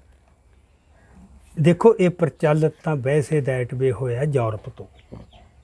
ਹੁਣ ਯੂਰਪ ਦੀ ਕਾਬਦੀ ਟ੍ਰੈਡੀਸ਼ਨ, ਜਿਹੜਾ ਯੂਰਪ 'ਚ ਧਰਮ ਸੀ ਉਹ ਬਹੁਤ ਕਰਪਟ ਹੋ ਗਿਆ ਸੀ। ਈਸਾਈ ਧਰਮ, ਜਿਹੜਾ ਚਰਚ ਹੈ, ਜਿਹੜਾ ਪੋਪ ਹੈ, ਜਿਹੜਾ ਸਾਰਾ ਸਿਸਟਮ ਹੈ ਉਹਨਾਂ ਦਾ, ਉਹ ਸਾਰੀ ਪ੍ਰਣਾਲੀ ਇੰਨੀ ਕਰਪਟ ਹੋ ਗਈ ਸੀ, ਲੋਕ ਦੁਖੀ ਹੋ ਗਏ ਸੀ। ਉਹਨਾਂ ਨੇ ਤਾਂ ਰਿਜੈਕਟ ਕਰਤਾ ਵੀ ਇਹਨੂੰ ਜ਼ਿੰਦਗੀ 'ਚੋਂ ਹੀ ਕੱਢੋ, ਪੋਲੀਟੀਕਲ 'ਚੋਂ, ਤੇ ਸੈਕੂਲਰਿਜ਼ਮ ਦਾ ਉਹ ਆ ਗਿਆ ਹੈ ਨਾ। ਉੱਥੇ ਤਾਂ ਧਰਮ ਨੂੰ ਬਿਲਕੁਲ ਇੱਕ ਜਿਵੇਂ ਨਿੱਜੀ ਵਿਸ਼ਵਾਸ ਤੱਕ ਸਮੇਟਤਾ। ਹੁਣ ਇਹ ਉਹਨਾਂ ਦੀ ਟ੍ਰੈਡੀਸ਼ਨ ਹੈ, ਇਹ ਉਹ ਈਸਾਈਆਂ ਦੀ ਤੇ ਯੂਰਪ ਦੀ। ਹੁਣ ਜਦੋਂ ਇਹ ਇੱਥੇ ਆਉਂਦਾ ਹੈ, ਇੱਥੇ ਫਿਰ ਜਿਹੜਾ ਲਿਬਰਲ ਫਲਸਫਾ ਹੈ, ਲੈਫਟਿਸਟ ਫਲਸਫਾ ਹੈ, ਇਹ ਉਹ ਲੈ ਕੇ ਆਉਂਦੇ ਵੀ ਧਰਮ ਜਿਹੜਾ ਹੈ, ਕਿਉਂਕਿ ਧਰਮ ਇਨਸਾਨੀਅਤ ਤੇ ਖੜਾ ਹੈ ਤੇ ਦੇਸ਼ ਤਾਂ ਇਨਸਾਨੀਅਤ ਤੇ ਨਾ ਖੜਾ, ਉਹ ਤਾਂ ਹਿੱਤਾਂ ਤੇ ਖੜਾ। ਤੇ ਇਸ ਕਰਕੇ ਜਿਹੜਾ ਟੈਗੋਰ ਨੇ ਕਿਹਾ ਸੀ ਵੀ ਜਿੱਦਾਂ ਅਸੀਂ ਇਹ ਗੱਲ ਕਰ ਲਈ ਨਾ ਵੀ ਜਿਹੜਾ ਹੈਗਾ ਦੇਸ਼ ਉਹ ਇਨਸਾਨੀਅਤ ਤੋਂ ਵੀ ਵੱਡਾ ਹੈ, ਸੋ ਇਹਨੂੰ ਇਹ ਧਰਮ ਤੋਂ ਵੱਡਾ ਕਹਿਣਾ, ਇਹ ਇਨਸਾਨੀਅਤ ਤੋਂ ਵੱਡਾ ਕਹਿਣਾ ਹੈ। ਪਰ ਇਹਦੇ 'ਚ ਇੱਕ ਹਰ ਚੀਜ਼ 'ਚ ਇੱਕ ਦੰਭ ਹੈ ਹਿੰਦੂ ਦੀ, ਹਰ ਚੀਜ਼ 'ਚ। ਤੇ ਉਹਦੇ ਪਿੱਛੇ ਜਿਹੜਾ ਮੈਨੂੰ ਬਾਰ-ਬਾਰ ਬੋਲਣਾ ਪੈ ਰਿਹਾ ਲੈਫਟਿਸਟ ਵਰਗ ਜਿਹੜਾ, ਉਹਦੇ 'ਚ ਵੀ ਦੰਭ ਆ ਜਾਂਦਾ। ਉਹ ਕੀ ਹੈ? ਕੋਈ ਦੇਸ਼ ਭਗਤ ਉੱਠ ਕੇ ਗਦਰੀ ਬਾਬਾ ਕੋਈ ਇਹ ਕਹਿ ਦੇ ਵੀ ਯਾਰ ਮੈਂ ਤਾਂ ਸਿੱਖ ਹਾਂ, ਯਾਰ ਮੈਂ ਹਿੰਦੁਸਤਾਨੀ ਨਹੀਂ, ਮੈਂ ਤਾਂ ਸਿੱਖ ਹਾਂ, ਆਪਦੀ ਆਇਡੈਂਟੀਟੀ ਉਹ ਸਿੱਖ ਦੇ ਤੌਰ ਤੇ ਡਿਫਾਈਨ ਕਰਦੇ। ਤੁਸੀਂ ਦੇਖੀਆਂ ਉਹਦੇ ਮਗਰ ਨਾ ਜਿਵੇਂ ਭੂੰਡਾਂ ਦਾ ਖੱਖਰ ਪੈਂਦਾ ਐਂ ਪੈਂਦਾ। ਹੁਣ ਤੈਨੂੰ ਮੈਂ ਤੁਹਾਨੂੰ ਪੜ੍ਹ ਕੇ ਸੁਣਾਉਣਾ, ਮਦਨ ਲਾਲ ਢੀਂਗਰਾ ਜਦੋਂ ਉਹਨੂੰ ਫਾਂਸੀ ਹੋਈ ਹੈ ਉਹ ਕੀ ਕਹਿ ਰਿਹਾ ਹੈ। ਮਦਨ ਲਾਲ ਢੀਂਗਰਾ, ਉਹ ਜੀ ਜਦੋਂ ਉਹਨੂੰ ਫਾਂਸੀ ਦਿੱਤੀ, ਫਾਂਸੀ ਤੋਂ ਪਹਿਲਾਂ ਉਹਨੇ ਇੱਕ ਬਿਆਨ ਜਾਰੀ ਕੀਤਾ। ਉਹ ਬਿਆਨ ਕੀ ਹੈ? ਇੱਕ ਹਿੰਦੂ ਹੋਣ ਦੇ ਨਾਤੇ, ਸ਼ੁਰੂ ਇੱਥੋਂ ਕਰਦਾ, ਇੱਕ ਹਿੰਦੂ ਹੋਣ ਦੇ ਨਾਤੇ ਮੈਂ ਇਹ ਸਮਝਦਾ ਹਾਂ ਕਿ ਮੇਰੇ ਦੇਸ਼ ਨਾਲ ਕੀਤਾ ਗਿਆ ਅਨਿਆਏ ਈਸ਼ਵਰ ਦੀ ਹੱਦ ਤੱਕ ਹੈ।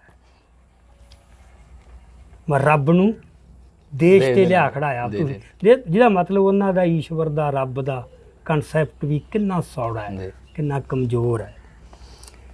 ਇੱਕ ਹਿੰਦੂ ਹੋਣ ਦੇ ਨਾਤੇ ਮੈਂ ਇਹ ਸਮਝਦਾ ਹਾਂ ਕਿ ਮੇਰੇ ਦੇਸ਼ ਨਾਲ ਕੀਤਾ ਗਿਆ ਅਨਿਆਏ ਈਸ਼ਵਰ ਦੀ ਹੱਦ ਤੱਕ ਹੈ, ਕਿਉਂਕਿ ਦੇਸ਼ ਦੀ ਪੂਜਾ ਰਾਮਚੰਦਰ ਦੀ ਪੂਜਾ ਹੈ ਅਤੇ ਦੇਸ਼ ਦੀ ਪੂਜਾ ਸ਼੍ਰੀ ਕ੍ਰਿਸ਼ਨ ਦੀ ਸੇਵਾ ਹੈ। ਇੱਕ ਗਰੀਬ ਅਤੇ ਮੂਰਖ ਮੇਰੇ ਜੈਸੇ ਨੌਜਵਾਨ ਪੁੱਤਰ ਦੇ ਪਾਸ ਆਪਣੀ ਮਾਤਾ ਦੀ ਸੇਵਾ ਲਈ ਭੇਟ ਕਰਨ ਵਾਸਤੇ ਆਪਣੇ ਖੂਨ ਦੇ ਸਿਵਾਏ ਹੋਰ ਕੀ ਹੋ ਸਕਦਾ ਹੈ। ਸੋ ਮੈਂ ਆਪਣਾ ਖੂਨ ਮਾਤਾ ਦੇ ਚਰਨਾਂ ਵਿੱਚ ਚੜਾਇਆ ਹੈ। ਹੁਣ ਇਸੇ ਢੀਂਗਰੇ, ਮਦਨ ਲਾਲ ਢੀਂਗਰੇ ਨੂੰ ਉਹਨਾਂ ਨੂੰ ਕਿਤੋਂ ਫਿਰਕਾ ਪ੍ਰਸਤ ਨਹੀਂ ਲੱਗਦਾ, ਜਿਹੜਾ ਸ਼ਰੇਆਮ ਕਹਿ ਰਿਹਾ ਕੋਈ ਲੋਕਲ ਕੋ ਨਹੀਂ। ਤੇ ਜਦੋਂ ਅਸੀਂ ਇੱਥੇ ਗਾਦਰੀ ਬਾਬਿਆਂ ਨੂੰ ਵੀ ਯਾਰ ਵੀ ਉਹ ਸਿੱਖ ਸੀਗੇ ਤੇ ਕਿਵੇਂ ਅੱਗ ਲੱਗ ਉੱਠਦੀ ਹੈ, ਇਹ ਕੀ ਹੈ? ਇਹ ਬਸ ਇਹ ਇੱਕ ਜਿਹੜੀ ਨਾ ਕਿਤੇ ਇੱਕ ਹਸਦ ਸਾੜਾ ਸਿੱਖੀ ਦੇ ਖਿਲਾਫ, ਇਹ ਰੋਗ ਹੈ, ਇਹ ਕੋਈ ਸੋਚ ਨਹੀਂ, ਇਹ ਸਿਕਨੈਸ ਆਫ ਮਾਈਂਡ ਲੈਫਟ ਦੀ। ਵੀ ਤੁਸੀਂ ਆ ਮਦਨ ਲਾਲ ਢੀਂਗਰਾ ਤੇ ਇੱਕ ਸ਼ਬਦ ਲਿਖ ਕੇ ਦੇਖੋ, ਵੀ ਉਹ ਤਾਂ ਕਹਿ ਰਿਹਾ ਮੈਂ ਇੱਕ ਹਿੰਦੂ ਹਾਂ, ਹਿੰਦੂ ਹੋਣ ਦੇ ਨਾਤੇ ਆ ਉਹ ਦੇਸ਼ ਨੂੰ ਕਿਹਦੇ ਨਾਲ ਤੁਲਨਾ ਕਰ ਰਿਹਾ। ਸੋ ਇਹ ਜਿਹੜੀ ਗੱਲ ਹੈ ਨਾ, ਮੈਜੋਰਟੀ ਦਾ ਜਿਹੜਾ ਹੈਗਾ ਉਹਦਾ ਸਭ ਕੁਝ ਪ੍ਰਵਾਨ ਹੈ, ਮਿਨੋਰਟੀ ਦਾ ਕੁਛ ਨਹੀਂ। ਉਹ ਹਿੰਦੂ ਰਾਸ਼ਟਰ ਕਹਿ ਦੇਣ, ਕਿਤੇ ਮਤਲਬ ਕੋਈ ਤਕਲੀਫ ਨਹੀਂ, ਬਹੁਤੀ ਤਕਲੀਫ ਨਹੀਂ, ਬਿਆਨ ਜੇ ਮਾੜਾ ਮੋਟਾ ਦੇ ਦੇਣਗੇ ਕੋਈ ਗੱਲ ਨਹੀਂ। ਇੱਥੇ ਸਿੱਖ ਖਾਲਿਸਤਾਨ ਮੰਗ ਲੈਣ ਤੇ ਕਿਵੇਂ ਅੱਗ ਲੱਗ ਉੱਠਦੀ। ਸੋ ਇਹ ਜਿਹੜੀ ਗੱਲ ਹੈ ਨਾ, ਮਤਲਬ ਸਾਡੇ ਚੋਂ ਜਿਹੜੀ ਇਹ ਇੱਕ ਸਪਿਰਿਟ ਮਰੀ ਹੈ ਨੈਸ਼ਨਲਿਜ਼ਮ ਵਾਲੀ, ਸਾਨੂੰ ਇਹ ਗ੍ਰਹਿਣ ਲੱਗਿਆ ਭਾਰਤੀ ਰਾਸ਼ਟਰਵਾਦ ਦਾ। ਭਾਰਤ ਨੂੰ ਆਪਣਾ ਦੇਸ਼ ਕਹਿਣਾ, ਵੀ ਦੇਸ਼ ਸਾਡਾ ਪੰਜਾਬ ਹੈ ਭਾਈ। ਮਤਲਬ ਇੰਨੀ ਜ਼ਰੂਰਤ ਨਹੀਂ ਬੰਦਿਆਂ 'ਚ, ਐ ਤਾਂ ਸਾਰੀ ਦੁਨੀਆ ਹੀ ਪਈ ਹੈ ਜੀ। ਭਾਰਤ ਮਾਤਾ ਕੀ, ਸਾਡਾ ਮਾਤਾ ਧਰਤ ਮਹੱਤ ਹੈ ਜੀ ਜੀ। ਸਾਡੇ ਵਾਸਤੇ ਸਾਰੀ ਧਰਤੀ ਪਵਿੱਤਰ ਹੈ। ਇਹ ਪੁੰਨ ਭੂਮੀ ਹੈ, ਥੋੜਾ ਵੀ ਹਿੰਦੂ ਕੁਸ਼ ਤੋਂ ਲੈ ਕੇ ਕੰਨਿਆ ਕੁਮਾਰੀ ਤੱਕ ਇਹ ਜਿਹੜੀ ਹੋ ਗਈ, ਮਤਲਬ ਇਹ ਪੁੰਨ ਭੂਮੀ ਹੈ। ਬਾਕੀ ਉਹਨਾਂ ਵਾਸਤੇ ਬਾਕੀ ਮਲੇਸ਼ ਹੈ, ਬਾਕੀ ਮਲੇਸ਼ੀਆ ਨਫ਼ਰਤ ਹੈ ਨਾ ਜੀ ਜੀ। ਇੱਕ ਦੂਸਰੇ ਪ੍ਰਤੀ, ਦੇਖ ਦੂਸਰੇ ਪ੍ਰਤੀ ਭਾਵਨਾ ਕੀ ਹੈ ਵੀ ਅਸੀਂ ਪਵਿੱਤਰ ਹਾਂ ਤੇ ਤੁਸੀਂ ਮਲੇਸ਼ ਹੋ, ਤੁਸੀਂ ਅਪਵਿੱਤਰ ਹੋ। ਇਹ ਇਨਸਾਨੀਅਤ ਹੈ। ਸੋ ਉਹਨਾਂ ਦਾ ਸਾਰਾ ਕੁਝ ਖੜਾ ਉਸ ਦੇ ਉੱਤੇ ਹੈ। ਤੋ ਸਿੱਖਾਂ ਦਾ ਤਾਂ ਜਦੋਂ ਸਿੱਖ ਰਾਸ਼ਟਰਵਾਦ ਦੀ ਜਦ ਵਿੱਚ ਆਉਣਗੇ, ਗੇੜ 'ਚ ਆਉਣਗੇ ਨਾ, ਉਹ ਤਾਂ ਆਪਦਾ ਧਰਮ ਤੋਂ ਬਚਾ ਹੀ ਨਹੀਂ ਸਕਦੇ, ਤਾਂ ਗਿਆ ਫਿਰ ਉਦਣ। ਸੋ ਸਿੱਖੀ ਨੂੰ ਜੇ ਢਾਹ ਲਾਈ ਕਿਸੇ ਚੀਜ਼ ਨੇ ਸਭ ਤੋਂ ਵੱਧ ਪਿਛਲੇ 100 ਸਾਲ 'ਚ, ਤਾਂ ਉਹ ਰਾਸ਼ਟਰਵਾਦ ਨੇ ਲਾਈ। ਇਹੋ ਜਿਹੀ ਲੋੜ ਕੀ ਪਈ ਹੈ ਕਿ ਜਿਹੜਾ ਸਿੱਖ ਸੰਘਰਸ਼ ਵੀ ਹੋਇਆ, ਜਿਹੜਾ ਭਾਰਤ ਦੀ ਆਜ਼ਾਦੀ ਦਾ ਸੰਘਰਸ਼ ਵੀ ਹੋਇਆ, ਇਹਨੂੰ ਰਾਸ਼ਟਰਵਾਦ ਦੇ ਚੌਕਟੇ ਦੇ ਵਿੱਚ ਲਿਆ ਕੇ ਖੜਾ ਕਰਤਾ। ਜੇ ਆਪਾਂ ਗਦਰੀ ਬਾਬਿਆਂ ਦੀ ਗੱਲ ਕਰਦੇ ਹਾਂ ਜਾਂ ਆਪਾਂ ਭਾਈ ਕਰਤਾਰ ਸਿੰਘ ਸਰਾਭਾ ਉਹਨਾਂ ਦੀ ਦੀ ਤਾਂ ਗੱਲ ਲੋੜ ਕਰਦੇ ਹੈ। ਹਾਂ। ਦੇਖੋ ਮੈਂ ਆਪਣਾ ਜਿਹੜੀ ਇਹ ਗੱਲ ਹੈ ਨਾ, ਜਿਹੜਾ ਮੈਂ ਕਹਿੰਦਾ ਵੀ ਜਿਹੜਾ ਮੌਜੂਦਾ ਰਾਜ ਨੇ, ਇਹਨਾਂ ਨੇ ਲੋਕਾਂ ਦੇ ਮਨਾਂ ਨੂੰ ਕੰਟਰੋਲ ਕਰਨਾ। ਹੁਣ ਮਨਾਂ ਨੂੰ ਕੰਟਰੋਲ ਕਰਨ ਵਾਸਤੇ ਇੱਕ ਜਾਰਜ ਔਰਵੈਲ ਨੇ ਗੱਲ ਕਹੀ ਹੈ ਵੀ ਜਿਹੜਾ ਬੰਦਾ ਪਾਸਟ ਨੂੰ ਕੰਟਰੋਲ ਕਰਦਾ ਹੈ ਉਹੀ ਫਿਊਚਰ ਨੂੰ ਕੰਟਰੋਲ ਕਰਦਾ। ਠੀਕ ਹੈ ਨਾ। ਪਾਸਟ ਕੀ ਹੈ? ਤੁਹਾਡੇ ਅਤੀਤ ਦੀਆਂ ਯਾਦਾਂ। ਫਿਊਚਰ ਕੀ ਹੈ? ਤੁਹਾਡੇ ਸੁਪਨੇ ਹੈ। ਤੁਹਾਡੇ ਸੁਪਨੇ ਕਿੱਥੋਂ ਜਨਮ ਲੈਣਗੇ? ਤੁਹਾਡੀਆਂ ਯਾਦਾਂ। ਜੀ ਜੀ ਜੀ। ਅਸੀਂ ਕੀ ਸੀ ਯਾਰ, ਹੈਨਾ? ਜਦੋਂ ਤੁਹਾਡੀਆਂ ਯਾਦਾਂ ਬਦਲਤੀਆਂ, ਉਹ ਇਤਿਹਾਸ ਉਹਨਾਂ ਨੇ ਆਪ ਲਿਖਤਾ। ਸੁਪਨੇ ਵੀ ਉਹੋ ਜਿਹੇ ਲਾਉਂਗੇ। ਸੁਪਨੇ ਤੁਹਾਡੇ ਉਹ ਤਾਂ ਮਰ ਗਏ, ਸੁਪਨੇ ਫਿਰ ਉਹਨਾਂ ਵਾਲੇ ਲਾਉਂਗੇ, ਆਪਦੇ ਨਹੀਂ। ਸੋ ਇਹ ਜਿਹੜਾ ਹੈਗਾ ਪ੍ਰੈਜੈਂਟ, ਪਾਸਟ ਤੇ ਫਿਊਚਰ ਦਾ ਇਹ ਜਿਹੜੀ ਕੜੀ ਜੁੜਦੀ ਹੈ, ਕਿਉਂਕਿ ਪਾਸਟ ਤੇ ਕਬਜ਼ਾ ਕੰਟਰੋਲ ਉਹਦਾ ਜਿਹਦੇ ਚ ਅੱਜ ਤਾਕਤ ਜੇ ਤਾਕਤ। ਸੋ ਜਿਹਦੇ ਕੋਲੇ ਰਾਜ ਨਹੀਂ ਨਾ ਆਪਦਾ, ਉਹ ਕੌਮ ਸਰਵਾਈਵ ਦੁਨੀਆ 'ਚ ਨਹੀਂ ਕਰ ਸਕਦੀ। ਇਹ ਤਾਂ ਜਨਰਲ ਰੂਲ ਹੈ। ਤੇ ਸਿੱਖ ਵਾਸਤੇ ਤਾਂ ਇਹ ਹੈ ਵੀ ਉਹ ਆਪਦਾ ਧਰਮ ਨਹੀਂ ਬਚਾ ਸਕਦਾ, ਸਿੱਧੀ ਗੱਲ ਹੈ। ਹੁਣ ਜਿਹੜੇ ਸਿੱਖ ਮਤਲਬ ਆਪਦੇ ਆਪ ਨੂੰ ਐਡੇ ਵਿਦਵਾਨ ਕਹਾਉਂਦੇ ਨੇ, ਮਤਲਬ ਉਹ ਕਮਾਲ ਦੀ ਗੱਲ ਹੈ, ਉਹ ਕਿੰਨੇ ਖੁੱਲ੍ਹ ਕੇ ਬੇਸ਼ਰਮੀ ਦੀ ਲੈਵਲ ਤੇ ਇਹ ਗੱਲ ਕਹਿ ਰਹੇ ਵੀ ਆਪਦੀ ਆਜ਼ਾਦੀ ਲਈ ਲੜਨਾ ਇਹ ਮੂਰਖਤਾ ਸੀ, ਬੰਦੇ ਮਰਵਾਤੇ, ਜਿਵੇਂ ਗੁਨਾਹ ਕਰਤਾ। ਜੀ। ਤੇ ਸਾਰੇ ਗੁਨਾਹਗਾਰ ਨੂੰ ਵੀ ਇਹ ਮੰਨਣ ਆਪਦਾ ਗੁਨਾਹ ਵੀ ਸਾਥੋਂ ਆ ਗੁਨਾਹ ਹੋ ਗਿਆ। ਇਹ ਜਿਹੜਾ ਇਹਦਾ ਉੱਠ ਖੜਿਆ ਨਾ ਝੰਡਾ, ਜਿਹੜਾ ਇਹ ਵੀ ਤੁਸੀਂ ਸਾਰੀ ਲਹਿਰ ਦੇ ਉੱਤੇ ਕਾਲਖ ਫੇਰਤੀ, ਸ਼ਹੀਦਾਂ ਤੇ ਕਾਲਖ ਫੇਰਤੀ, ਉਸ ਨਿਸ਼ਾਨੇ ਤੇ ਕਾਲਖ ਫੇਰਤੀ ਵੀ ਇਹ ਤਾਂ ਲਿਆਂਦੇ ਹੀ ਦੁਸ਼ਮਣ ਨੇ ਜੀ ਪੰਥ ਨੂੰ ਢਾਉਣ ਵਾਸਤੇ। ਆਜ਼ਾਦੀ ਦਾ ਮਤਲਬ ਜਿਹੜਾ ਅਕਾਲ ਪੁਰਖ ਵੱਲੋਂ ਬਖਸ਼ਿਆ ਸਾਨੂੰ, ਮਤਲਬ ਜਿਹੜਾ ਪਾਤਸ਼ਾਹੀ ਦਾ, ਵੀ ਉਹਨੂੰ ਤੁਸੀਂ ਕਹੋ ਵੀ ਉਹ ਇਸ ਤਰ੍ਹਾਂ ਕਿਉਂ? ਇਹ ਭਾਰਤੀ ਰਾਸ਼ਟਰਵਾਦ। ਉਹ ਐਜੂਕੇਸ਼ਨ ਰਾਹੀਂ ਉਹਨਾਂ ਨੇ ਮਾਈਂਡ ਕਰਪਟ ਕਰਤਾ। ਜਿਹੜਾ ਉਹਨਾਂ ਦੇ ਅਫਸਰ ਰਹਿ ਗਏ ਕੋਈ ਉਹਨਾਂ ਦੇ ਸਰਵਿਸ ਦੇ ਵਿੱਚ, ਜਾਂ ਜਿਹੜੇ ਕੋਈ ਪ੍ਰੋਫੈਸਰ ਨੇ ਤਨਖਾਹਾਂ ਲੈਂਦੇ ਨੇ, ਬਸ ਜੋ ਵੀ ਆ ਉਸ ਐਜੂਕੇਸ਼ਨ, ਉਸ ਢਾਂਚੇ ਨੇ ਉਹਨਾਂ ਨੂੰ ਖੋਰਾ ਲਾਤਾ। ਸੋ ਇਸ ਕਰਕੇ ਇਹ ਜਿਹੜਾ ਰਾਸ਼ਟਰਵਾਦ ਦਾ ਮਾਮਲਾ ਇਹ ਪਛਾਣਨਾ ਚਾਹੀਦਾ, ਬਹੁਤ ਜ਼ਰੂਰੀ ਹੈ ਸਾਡੇ ਵਾਸਤੇ। ਪਰ ਮੈਂ ਆਪਣਾ ਨਾ ਇਹ ਐਡਾ ਸੌਖਾ ਵੀ ਨਹੀਂ, ਇਹ ਕਾਫੀ ਇਹਦੀਆਂ ਪਰਤਾਂ ਨੇ। ਤੋ ਇਸ ਕਰਕੇ ਆਪਾਂ ਜਦੋਂ ਇਹ ਵੀਡੀਓ ਪਾਉਣੀ ਆ, ਆਪਾਂ ਨਾਲ ਲਿੰਕ ਦੇਵਾਂਗੇ 4-5 ਜਿਹੜੇ ਮੇਰੀਆਂ ਸਪੀਚਾਂ ਨੇ। ਇੱਕ PAU ਦੇ ਵਿੱਚ ਸੀਗੀ ਨੈਸ਼ਨਲਿਜ਼ਮ ਬਾਰੇ, ਇੱਕ ਆਪਣੇ ਪੰਜਾਬੀ ਭਵਨ 'ਚ ਲੁਧਿਆਣੇ ਹੋਇਆ ਸੀਗਾ, ਉੱਥੇ ਹੈ, ਇੱਕ ਕਿਸੇ ਹੋਰ ਜਗ੍ਹਾ ਤੇ ਉੱਤੇ ਵੀ ਹੈ। ਮੇਰੇ 3 ਲੈਕਚਰ ਜਿਹੜੇ ਇਹਦੇ ਤੇ ਲੰਬੇ ਨੈਸ਼ਨਲਿਜ਼ਮ ਬਾਰੇ ਹੈਗੇ ਨੇ। ਬਾਕੀ ਨੈਸ਼ਨਲਿਜ਼ਮ ਤੇ ਐਜੂਕੇਸ਼ਨ ਬਾਰੇ ਵੀ ਪੰਜਾਬੀ ਯੂਨੀਵਰਸਿਟੀ ਦੇ ਵਿੱਚ ਸੈਮੀਨਾਰ ਹੋਇਆ ਸੀ, ਉੱਥੇ ਹੈ। ਇਹ ਬੰਦੇ ਮੈਂ ਜਿਹੜੇ ਬੰਦਿਆਂ ਨੇ ਵੱਧ ਜਾਣਨਾ ਹੈ ਜੀ, ਉਹ ਲਿੰਕਸ ਤੋਂ ਜਾ ਕੇ ਉਹ ਵੀ ਸੁਣ ਲੈਣ। ਵੈਸੇ ਇਹ ਗੱਲ ਇੰਨੀ ਗੁੰਝਲ ਵਾਲੀ ਹੈ ਨਹੀਂ ਜਿੱਦੀ ਸਾਡੇ ਬਣਾਤੀ ਗੱਲ। ਸੋ ਸਿੰਪਲ ਹੈ ਇਹ ਵੀ ਯਾਰ ਅਸੀਂ ਰਾਸ਼ਟਰਵਾਦੀ ਨਹੀਂ, ਅਸੀਂ ਸਿੱਖਾਂ, ਸਿੱਖ ਰਾਸ਼ਟਰਵਾਦੀ ਨਹੀਂ ਹੋ ਸਕਦਾ ਭਾਰਤੀ ਰਾਸ਼ਟਰ। ਉਹ ਇੱਕੋ ਹੀ ਗੱਲ ਹੋ ਦੋਹਾਂ 'ਚ, ਜਾਂ ਉਹ ਰਾਸ਼ਟਰਵਾਦੀ ਹੈ ਜਾਂ ਉਹ ਸਿੱਖ ਹੈ। ਸਿੱਖ ਰਾਜਨੀਤੀ ਨੂੰ ਕਿਵੇਂ ਪ੍ਰਭਾਵਿਤ ਕਰਦਾ ਜੀ ਰਾਸ਼ਟਰਵਾਦ, ਕਿਉਂਕਿ ਮੌਜੂਦਾ ਸਮੇਂ ਤੇ ਜੀ ਪੜਚੋਲ ਹੋਣੀ ਬੜੀ ਜ਼ਰੂਰੀ ਹੈ। ਇਹ ਤਾਂ ਬਹੁਤ ਮਹੱਤਵਪੂਰਨ ਸਵਾਲ ਹੈ ਵੈਸੇ। ਇਹ ਜਿਹੜਾ ਨਾ ਸਵਾਲ, ਮੈਨੂੰ ਉਮੀਦ ਨਹੀਂ ਸੀ ਵੀ ਤੂੰ ਇਹ ਸਵਾਲ ਉਠਾਏਂਗਾ, ਕਿਉਂਕਿ ਮੈਨੂੰ ਇਹ ਲੱਗਦਾ ਸੀ ਵੀ ਇਹ ਸਵਾਲ ਡਿਸਕਸ ਹੋਣਾ ਚਾਹੀਦਾ ਵੀ ਪ੍ਰਭਾਵਿਤ ਕਿਵੇਂ ਕਰਦਾ। ਜੀ ਹੁਣ ਇਹ ਤਾਂ ਆਪਾਂ ਜਿਹਨੂੰ ਸਰਲ ਕਰਕੇ ਸਮਝਣਾ ਹੋਵੇ, ਹੁਣ ਇਹ ਹੈ ਵੀ ਜਿਹੜਾ ਨੇਸ਼ਨ ਬਿਲਡਿੰਗ ਹੈ, ਨੇਸ਼ਨ ਬਿਲਡਿੰਗ ਦਾ ਮਤਲਬ ਜਿਹੜੇ ਡਿਫਰੈਂਸਸ ਆ ਉਹ ਘਟਾਉਣੇ ਤੇ ਅਲਟੀਮੇਟਲੀ ਖਤਮ ਕਰ। ਜੀ ਜੀ ਠੀਕ ਹੈ ਨਾ, ਜਿਹੜੀਆਂ ਵੱਖਰੀਆਂ ਪਛਾਣਾਂ ਨੂੰ ਖਤਮ ਕਰਨੀਆਂ, ਜਿਹਦਾ ਮਤਲਬ ਜਦੋਂ ਭਾਰਤੀ ਰਾਸ਼ਟਰਵਾਦ, ਭਾਰਤੀ ਕੌਮ ਦੀ ਸਿਰਜਣਾ ਦਾ ਏਜੰਡਾ ਇਹ ਹੈ, ਉਹਨਾਂ ਦੀ ਐਜੂਕੇਸ਼ਨ ਪਾਲਿਸੀ, ਉਹਨਾਂ ਦਾ ਮੀਡੀਆ, ਉਹਨਾਂ ਦਾ ਸਭ ਕੁਝ ਇਸੇ ਤੇ ਹੈ ਕਿ ਜਿਹੜੀਆਂ ਡਿਫਰੈਂਟ ਪਛਾਣਾਂ ਨੂੰ ਇਹਨੂੰ ਧੁੰਦਲਾ ਪਾ ਦਿਓ, ਕਮਜ਼ੋਰ ਕਰ ਦਿਓ ਤੇ ਹੌਲੀ ਹੌਲੀ ਉਹ ਇੱਕ ਵੱਡੀ ਪਛਾਣ ਦੇ ਵਿੱਚ ਰਲ ਜਾਣ। ਜਿਵੇਂ ਜਿਹੜਾ ਸ਼ਹੀਦ ਭਗਤ ਸਿੰਘ ਦਾ ਗੁਰੂ ਸੀ ਉਸਤਾਦ ਪੋਲੀਟੀਕਲ ਵਿਦਿਆ ਜੈਨ, ਉਸ ਨੇ ਵੱਲ ਜਿਵੇਂ ਕਿਹਾ ਸੀ ਨਾ ਵੀ ਕਈ ਬੰਦੇ ਕਹਿੰਦੇ ਨੇ ਵੀ ਅਸੀਂ ਹਿੰਦੂ ਇੱਟ, ਸਿੱਖ ਇੱਟ ਤੇ ਈਸਾਈ ਇੱਟ, ਸਾਰੀਆਂ ਇੱਟਾਂ ਇਕੱਠੀਆਂ ਕਰਕੇ ਭਾਰਤੀ ਕੌਮ ਸਿਰਜਣੀ ਹੈ। ਉਹ ਕਹਿੰਦਾ ਅੱਡ ਅੱਡ ਇੱਟਾਂ ਵੀ ਯਾਰ ਕਿਉਂ, ਸਾਰੀਆਂ ਦਾ ਚੂਰਾ ਬਣਾਓ, ਇੱਕੋ ਹੀ ਬਣਾਓ। ਇਹ ਹੈ ਨੇਸ਼ਨ ਬਿਲਡਿੰਗ। ਅੱਛਾ, ਹੁਣ ਜਦੋਂ ਉਹਨਾਂ ਨੇ ਨੇਸ਼ਨ ਬਿਲਡ ਕਰਨੀ ਹੈ ਤੇ ਤੁਹਾਨੂੰ ਸਿੱਖ ਹਸਤੀ ਨੂੰ ਉਹਨਾਂ ਨੇ ਖਤਮ ਕਰਨਾ, ਸਿੱਖ ਪਛਾਣ ਨੂੰ, ਤਾਂ ਨੈਚੁਰਲੀ ਸਿੱਖਾਂ ਦੇ ਵਿੱਚ ਤਾਂ ਕੰਸਰਨ ਜਾਗੂਗਾ ਹੀ। ਹੁਣ ਜਿਹਦੇ 'ਚ ਤਾਂ ਉਹ ਜਜ਼ਬਾ ਤਕੜਾ ਹੋਊ, ਉਹ ਤਾਂ ਆਪਦੇ ਧਰਮ ਨੂੰ, ਜਿਹਦਾ ਜਿੰਨਾ ਗੁਰੂ ਨਾਲ ਪ੍ਰੇਮ ਹੋ, ਉਹ ਤਾਂ ਇਹ ਗੱਲ ਕਿਵੇਂ ਹੋਣ ਦੇ ਦੂ ਵੀ ਸਾਡੇ ਜਿਉਂਦੇ ਜੀ ਇਹ ਹੋ ਜੇ, ਸਾਡੀ ਹਸਤੀ ਮਿਟ ਜੇ। ਉਹ ਤਾਂ ਹੁਣ ਉਹ ਨਿੱਤਰ ਆਉਂਦੇ ਨੇ ਬੰਦੇ ਲੜਨ ਵਾਸਤੇ। ਹੁਣ ਜਿਹੜਾ ਅਲੀਟ ਵਰਗ ਹੈ ਇੱਕ ਪੈਦਾ ਹੋ ਗਿਆ, ਖਾਸ ਕਰਕੇ ਪੋਲੀਟੀਕਲ ਕਲਾਸ ਤੇ ਬਿਊਰੋਕਰੇਟ, ਜਿਹੜੇ ਮਲਾਈਆਂ ਛਕ ਰਹੇ ਨੇ ਇਸ ਸਿਸਟਮ ਦੀ, ਉਹ ਕਰਪਟ ਹੋ ਚੁੱਕੇ ਨੇ। ਉਹਨਾਂ ਨੂੰ ਇਹ ਹੈ ਵੀ ਯਾਰ ਇਹ ਤਾਂ ਹੋਣਾ ਨਹੀਂ, ਤੁਸੀਂ ਜੋ ਹੈਗਾ ਕਹਿੰਦੇ ਨਹੀਂ ਹੁੰਦੇ ਰੁਪਈਆ ਤਾਂ ਮਿਲਣਾ ਨਹੀਂ, ਚੁਆਨੀ ਲੈ ਲਓ, ਫਿਰ 6 ਆਨੇ ਹੋ ਜਾਣਗੇ, ਹੌਲੀ ਹੌਲੀ 8 ਆਨੇ ਹੋ ਜਾਣਗੇ। ਐਕਚੁਅਲੀ ਉਹ ਚੁਆਨੀ ਵੀ ਨਹੀਂ ਰਹਿਣੀ ਹੁੰਦੀ, ਉਹ ਇੱਕ ਢੇਲਾ ਵੀ ਨਹੀਂ ਰਹਿਣਾ ਅਖੀਰ ਨੂੰ, ਉਹ ਵੀ ਉਹ ਖੋ ਲੈਂਦੇ ਨੇ ਨਾ। ਉਹ ਇੰਨੇ ਬੱਚੇ ਨੇ ਵੀ ਤੁਹਾਨੂੰ ਚੁਆਨੀ ਦੇ ਕੇ ਮੁੜ ਕੇ ਰੁਪਈਆ ਦੇ ਦੇਣਗੇ। ਠੀਕ ਹੈ ਨਾ। ਹੁਣ ਉਹ ਜਿਹੜਾ ਸੈਕਸ਼ਨ ਹੁੰਦਾ ਅਲੀਟ, ਉਹ ਪੈ ਜਾਂਦਾ ਇਸ ਰਾਹ ਵੀ ਸੈਂਟਰ ਦੇ ਨਾਲ ਕੋਲੈਬੋਰੇਸ਼ਨ ਕਰਕੇ, ਭਾਈਵਾਲੀ ਪਾ ਕੇ ਇੱਥੇ ਰਾਜ ਕਰੀ। ਫਿਰ ਦੂਜੇ ਤੁਰ ਪੈਂਦੇ ਨੇ ਸਿਰਾਂ ਤੇ ਖੱਪਣ ਬੰਨ੍ਹ ਕੇ ਵੀ ਨਹੀਂ ਮਰ ਮਿਟਾਂਗੇ, ਪਰ ਆਪਦੀ ਹੋਂਦ ਨਹੀਂ ਖਤਮ ਹੋਣੀ। ਹੁਣ ਜਿਉਂ-ਜਿਉਂ ਪ੍ਰੈਸ਼ਰ ਪੈਂਦਾ, ਨੇਸ਼ਨ ਬਿਲਡਿੰਗ ਦਾ ਏਜੰਡਾ ਅੱਗੇ ਵੱਧਦਾ, ਉਹ ਸਟੈਪ ਚੁੱਕੀ ਜਾਣੇ ਆ ਉਹਨਾਂ ਨੇ। ਤਾਂ ਅੱਜ ਇੱਕ ਲਿਆਂਦਾ, ਆਪਾਂ ਨੂੰ ਤਾਂ ਪਹਿਲਾਂ ਇਹ ਸੀ ਨਾ ਕਿ 25-20 ਧਾਰਾ ਜਿਹੜੀ ਉਹ ਸਾਨੂੰ ਕਹਿੰਦੀ ਆ ਵੀ ਹਿੰਦੂਆਂ ਦਾ ਪਾਰਟ ਉਹ ਵੀ ਕੱਢ ਦੇਣਗੇ ਯਾਰ।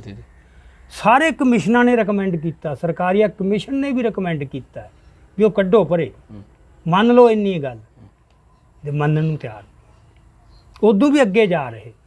ਹੁਣ ਜਦੋਂ ਕੌਮ ਤੇ ਇਹ ਪ੍ਰੈਸ਼ਰ ਪੈ ਰਹੇ ਨੇ ਤਾਂ ਕੌਮ ਦੇ ਵਿੱਚ ਇੱਕ ਪੋਲਰਾਈਜੇਸ਼ਨ ਹੁੰਦੀ, ਪਾਲਾਬੰਦੀ, ਨਖੇੜਾ ਹੁੰਦਾ।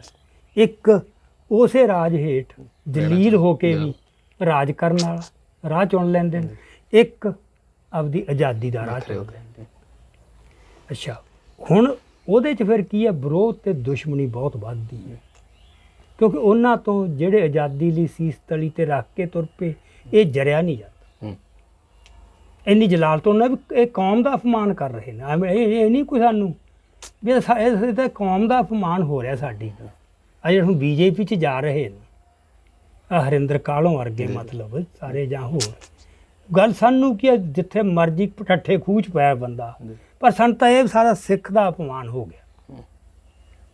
ਜਾਂ ਤਾਂ ਸ਼ਕਲਾਂ ਬਦਲ ਲੈਣ, ਬਿਲਕੁਲ ਨੌ ਬਦਲ ਲੈਣ, ਕਹਿ ਦੇਣ ਅਸੀਂ ਸਿੱਖੀ ਛੱਡਤੀ, ਹੈ ਨਾ। ਹੁਣ ਬਾਦਲ ਹੈ, ਪਾ ਲੈਣ ਦਾ ਮਤਲਬ ਖਾਕੀ ਨਿੱਕਰ, ਕੋਈ ਗੱਲ ਨਹੀਂ ਸੀ।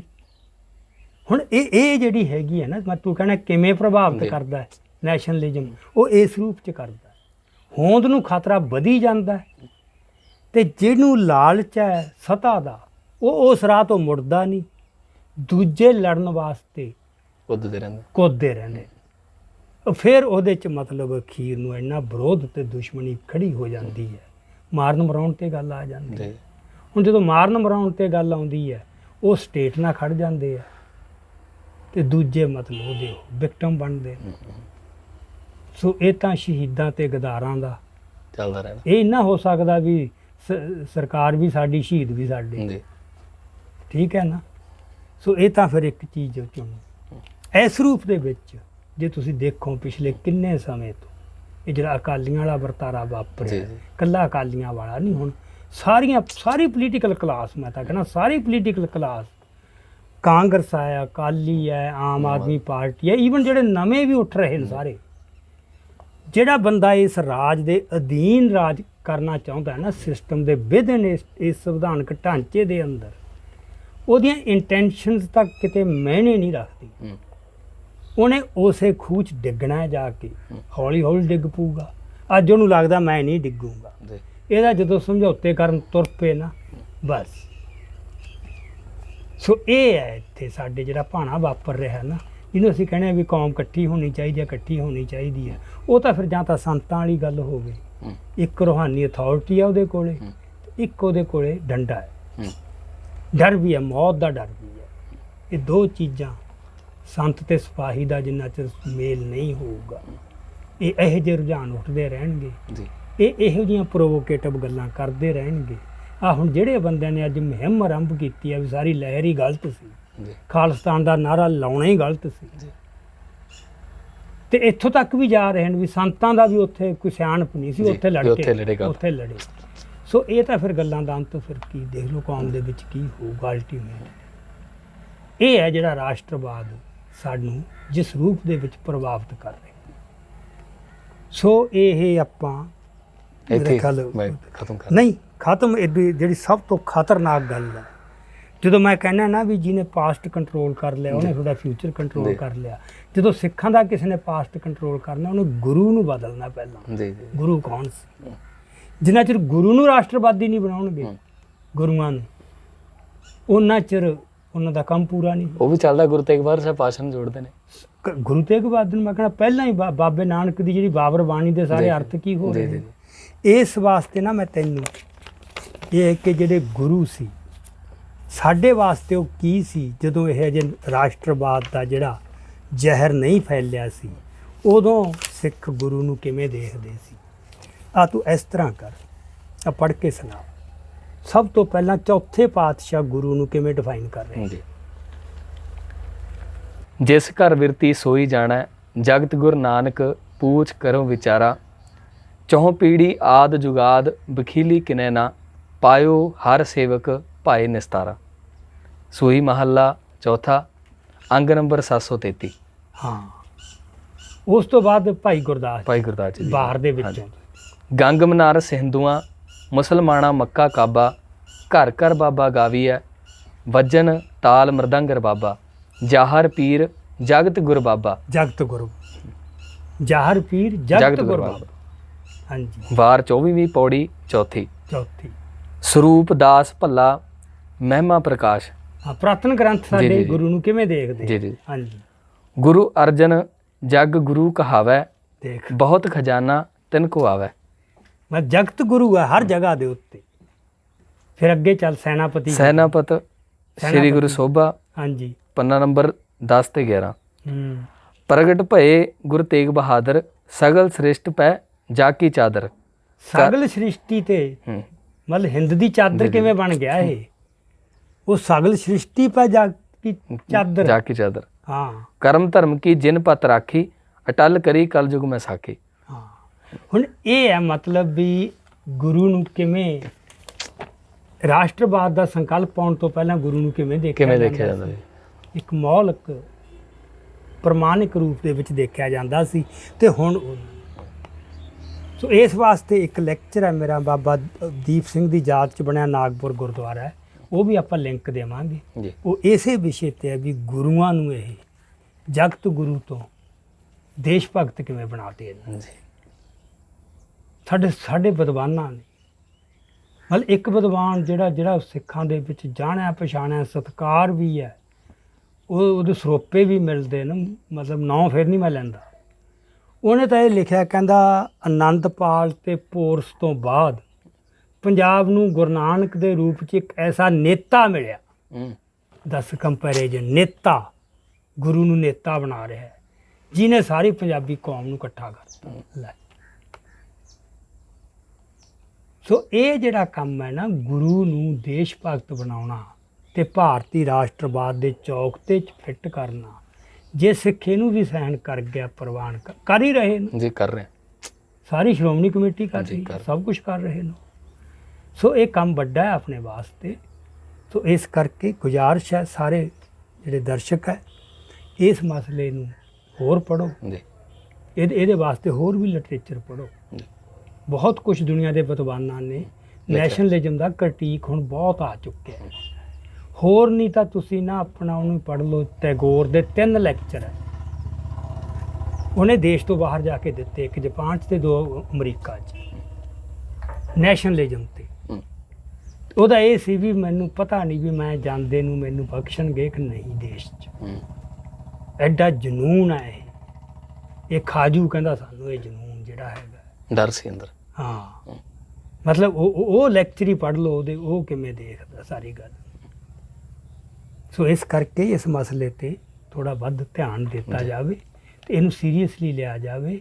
ਇਹ ਸਾਡੀ ਅੱਜ ਦੀ ਰਾਜਨੀਤੀ ਨੂੰ, ਸਾਡੇ ਅੱਜ ਦੇ ਜੀਵਨ ਨੂੰ, ਬਸ ਸਾਡੇ ਸੁਪਨਿਆਂ ਨੂੰ ਇਹਨੇ ਅਗਵਾ ਕਰ ਲਿਆ ਰਾਸ਼ਟਰਵਾਦ ਦੇ। ਇਹਦੇ ਨਾਲ ਕਿਸੇ ਵੀ ਲੈਵਲ ਤੇ ਸਮਝੌਤਾ ਨਹੀਂ ਹੋਣਾ ਚਾਹੀਦਾ, ਜੀ, ਕਿਸੇ ਵੀ ਲੈਵਲ ਤੇ।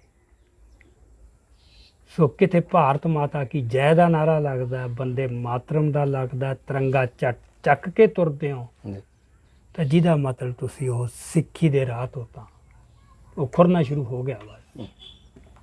ਅੱਜ ਇੱਕ ਕਦਮ ਪੁੱਟਿਆ ਤੁਹਾਡਾ, ਉਹ ਪਰ ਗਾਹਾਂ ਪਤਾ ਨਹੀਂ ਕਿੱਥੇ ਜਾ ਕਿੱਥੇ ਕੇ ਤੱਕ ਲੱਗੂਗੀ। ਹਾਂਜੀ, ਸੋ ਉਮੀਦ ਕਰਦੇ ਹਾਂ ਕਿ ਤੁਹਾਨੂੰ ਸਾਡੀ ਗੱਲਬਾਤ ਹੈ ਜਿਹੜੀ ਉਹ ਚੰਗੀ ਲੱਗੀ ਹੋਵੇਗੀ, ਤੇ ਇਹੋ ਜਿਹੇ ਵਿਸ਼ੇ ਜਿਹੜੇ ਅੱਗੇ ਵੀ ਅਸੀਂ ਤੁਹਾਡੇ ਨਾਲ ਸਾਂਝੇ ਕਰਦੇ ਰਹਾਂਗੇ। ਆਪਣੇ ਆਪ ਤੋਂ ਵੀ ਇਹ ਸਾਡੀ ਬੇਨਤੀ ਰਹਿੰਦੀ ਕਿ ਤੁਸੀਂ ਆਪਣੇ ਆਪ ਤੋਂ ਵੀ ਇਹਨਾਂ ਚੀਜ਼ਾਂ ਦੀ ਪੜਚੋਲ ਹੈ ਜਿਹੜੀ ਉਹ ਕਰਿਆ ਕਰੋ। ਅੱਜ ਦੇ ਅਜੋਕੇ ਸਮੇਂ ਦਾ ਬਹੁਤ ਜ਼ਿਆਦਾ ਲੋੜ ਹੈ ਕਿ ਇਹਨਾਂ ਵਿਸ਼ਿਆਂ ਦੇ ਉੱਤੇ, ਇਹਨਾਂ ਸਾਰੀਆਂ ਚੀਜ਼ਾਂ ਦੇ ਉੱਤੇ ਅਸੀਂ ਗਹਿਰੀ ਅੱਖ ਦੇ ਨਾਲ ਗਹਿਰਾ ਚਿੰਤਨ ਕਰੀਏ ਤੇ ਦੇਖੀਏ ਵੀ ਇਹ ਚੀਜ਼ਾਂ ਹੈ ਕੀ ਨੇ, ਹੈ ਨਾ, ਤੇ ਸਾਡੀ ਜ਼ਿੰਦਗੀ 'ਤੇ ਕਿੰਨਾ ਕੁ ਪ੍ਰਭਾਵ ਪਾਉਂਦੀਆਂ ਨੇ। ਸਾਡੀ ਜ਼ਿੰਦਗੀ ਨੇ, ਸਾਡੀ ਕੌਮ ਤੇ, ਸਾਡੇ ਪੰਥ ਤੇ ਇਸ ਚੀਜ਼ ਦਾ ਕੀ ਅਸਰ ਪੈਂਦਾ ਹੈ, ਤੇ ਸਾਡੀ ਪੰਥਕ ਰਾਜਨੀਤੀ ਤੇ, ਸਾਡੀ ਸਿੱਖ ਰਾਜਨੀਤੀ ਦੇ ਉੱਤੇ ਇਹਦਾ ਕੀ ਅਸਰ ਪੈਂਦਾ ਹੈ। ਸੋ ਦਿਓ ਇਜਾਜ਼ਤ ਜੀ, ਅੱਗੇ ਵੀ ਤੁਹਾਡੇ ਨਾਲ ਰੂਬਰੂ ਹੁੰਦੇ ਰਹਾਂਗੇ। ਸਾਡਾ ਚੈਨਲ ਜਿਹੜਾ ਹੈ ਦਾ ਸਿੱਖ ਵਿਊ ਪੁਆਇੰਟ, ਉਹਨੂੰ ਸਬਸਕ੍ਰਾਈਬ ਕਰਨਾ ਕਰਿਓ। ਵਾਹਿਗੁਰੂ ਜੀ ਕਾ ਖਾਲਸਾ, ਵਾਹਿਗੁਰੂ ਜੀ ਕੀ ਫਤਿਹ।